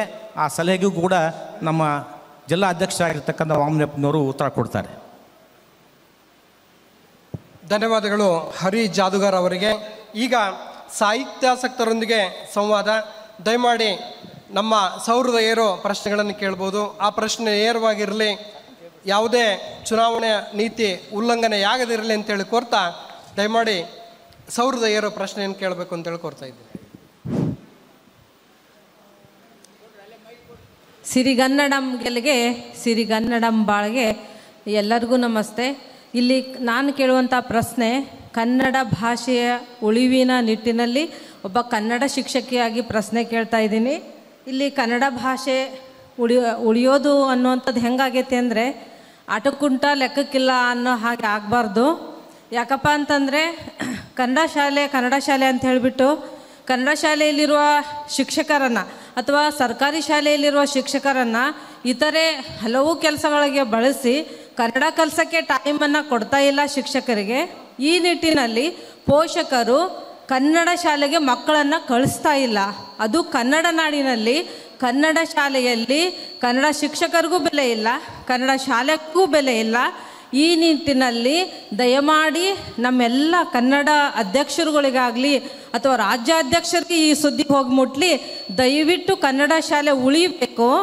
ಆ ನಿಟ್ಟಿನಲ್ಲಿ ನಮ್ಮ ಎಲ್ಲ ಪರಿಷತ್ತು, ತಾಲೂಕಾಗಲಿ, ಜಿಲ್ಲೆ ಆಗಲಿ ಮತ್ತು ರಾಜ್ಯ ಪರಿಷತ್ತಾಗಲಿ ದಯಮಾಡಿ ಕನ್ನಡ ಶಾಲೆ, ಕನ್ನಡ ಭಾಷೆ ಉಳಿಯುವ ನಿಟ್ಟಿನಲ್ಲಿ ನಾವೇನು ನಿರ್ಧಾರ ತಗೋಬೇಕು ಅಧ್ಯಕ್ಷರು ಹೇಳಬೇಕು, ನಾವು ಸಹಿ ಮಾಡಿ ಬರೆದು ಕೊಡ್ತೀವಿ ಬೇಕಿದ್ರೆ. ಕನ್ನಡ ಶಾಲೆ ಉಳಿವಿನ ಬಗ್ಗೆ ಬಹುಶಃ ನಮ್ಮ ನಿನ್ನೆ ಒಂದು ಗೋಷ್ಠಿಯಲ್ಲಿ ಇದರ ಬಗ್ಗೆ ಸುದೀರ್ಘವಾದಂಥ ಒಂದು ಪ್ರಬಂಧ ಮಂಡನೆ ಮತ್ತು ಚರ್ಚೆ ಕೂಡ ಆಯಿತು. ಇದು ಒಂದು ನಮಗೂ ನಿಮಗೂ ಇಡೀ ಕನ್ನಡ ನಾಡಿಗೂ ಒಂದು ಜ್ವಲಂತ ಸಮಸ್ಯೆ ಇದು. ಈ ಸಮಸ್ಯೆಗೆ ಪರಿಹಾರ ಎಲ್ಲಿದೆ ಅಂತಕ್ಕಂಥ ನೋಡಿಕೊಂಡಾಗ ಅದು ನಮ್ಮ ಪಾಲಕರಲ್ಲಿ, ತಂದೆ ತಾಯಿಗಳಲ್ಲಿ ಇದೆ ಅಂತಕ್ಕನ್ನೋದು ನನ್ನ ಭಾವನೆ. ಅದು ಆ ಒಂದು ದೃಷ್ಟಿಯಿಂದ ನಮ್ಮ ಪಾಲಕರು, ತಂದೆ ತಾಯಿಗಳು ಒಂದು ರೀತಿಯ ಪ್ರತಿಜ್ಞೆಯನ್ನು ಮಾಡಬೇಕು.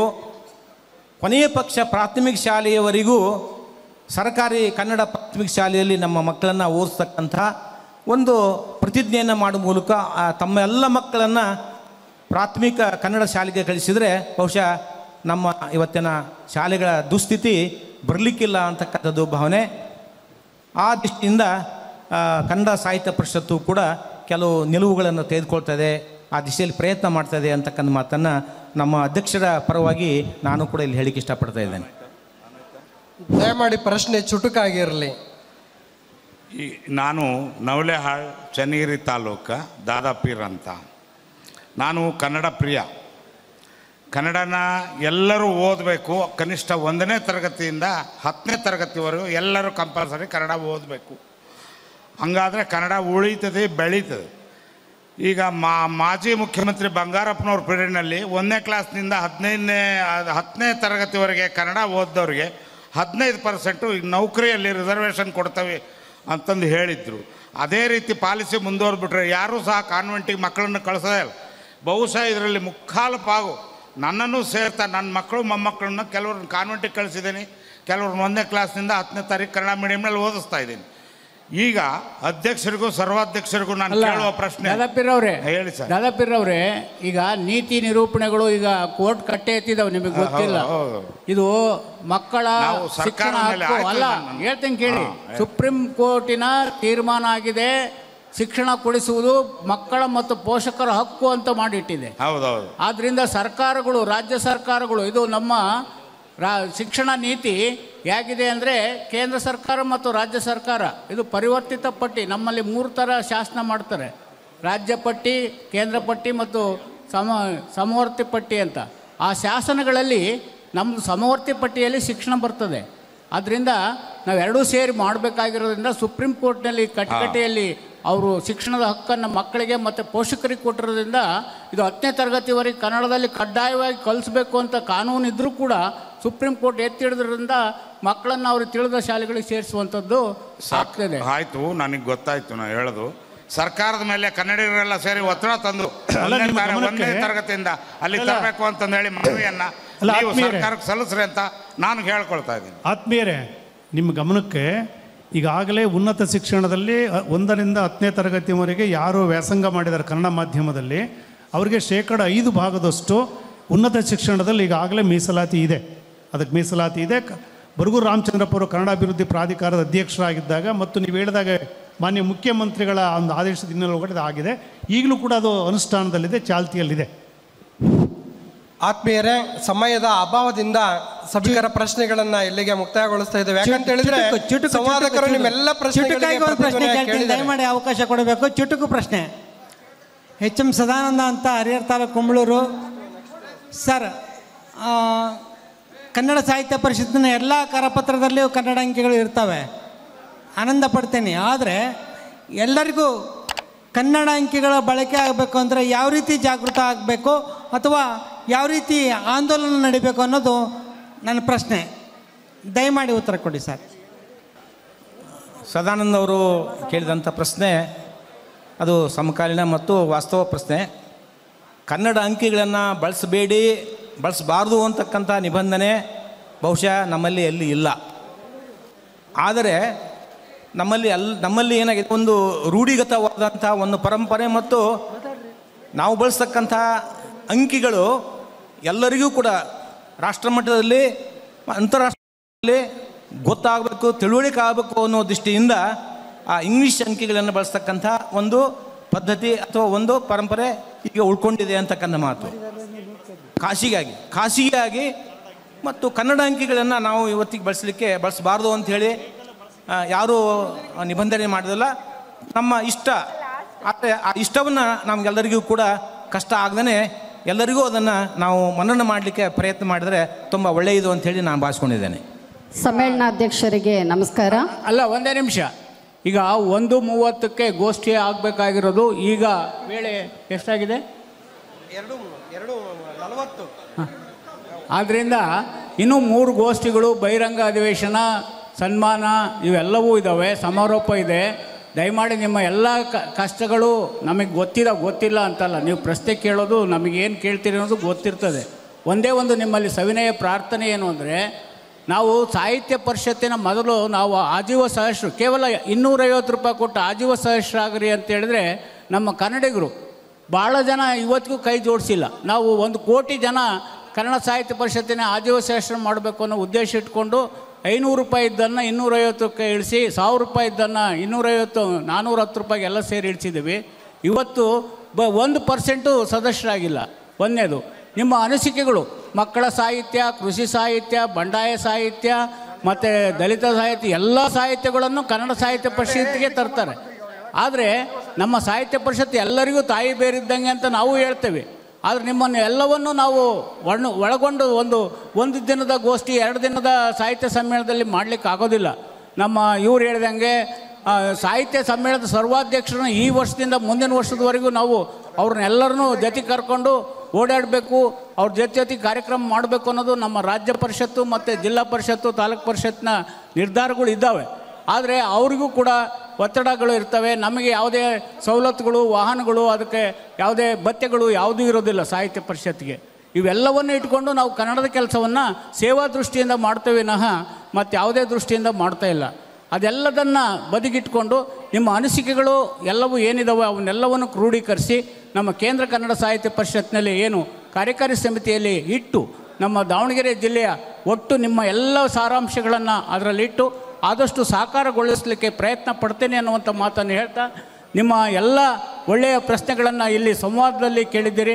ಅವೆಲ್ಲವನ್ನು ನಾನು ಕೂಡ ಆಲಿಸಿದ್ದೇನೆ.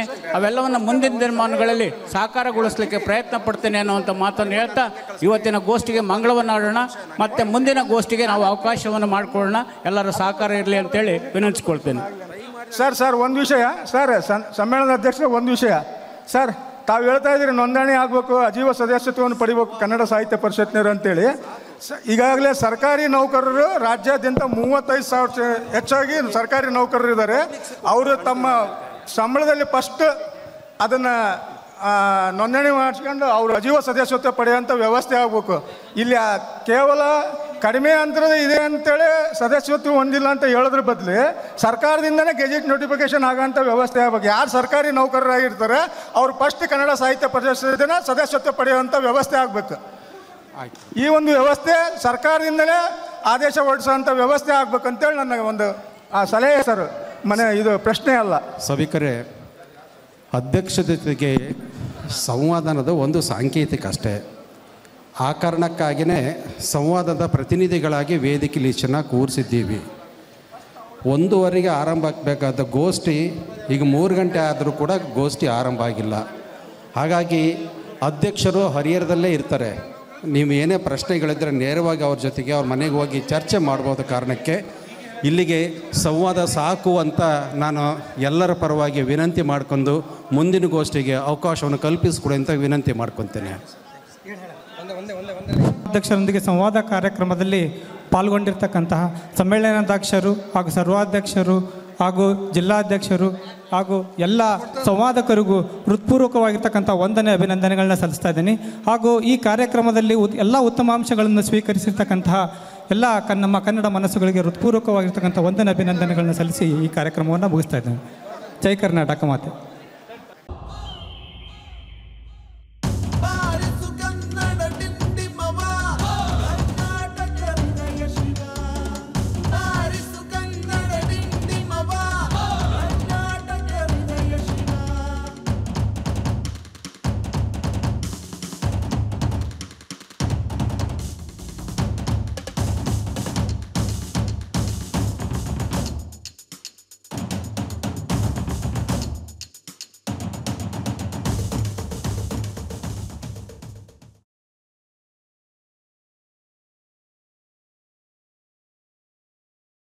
ನಕ್ಷತ್ರ ಟಿವಿ ಲೋಕಲ್ ನ್ಯೂಸ್, ಇದು ನಿಮ್ಮದೇ ಧ್ವನಿ.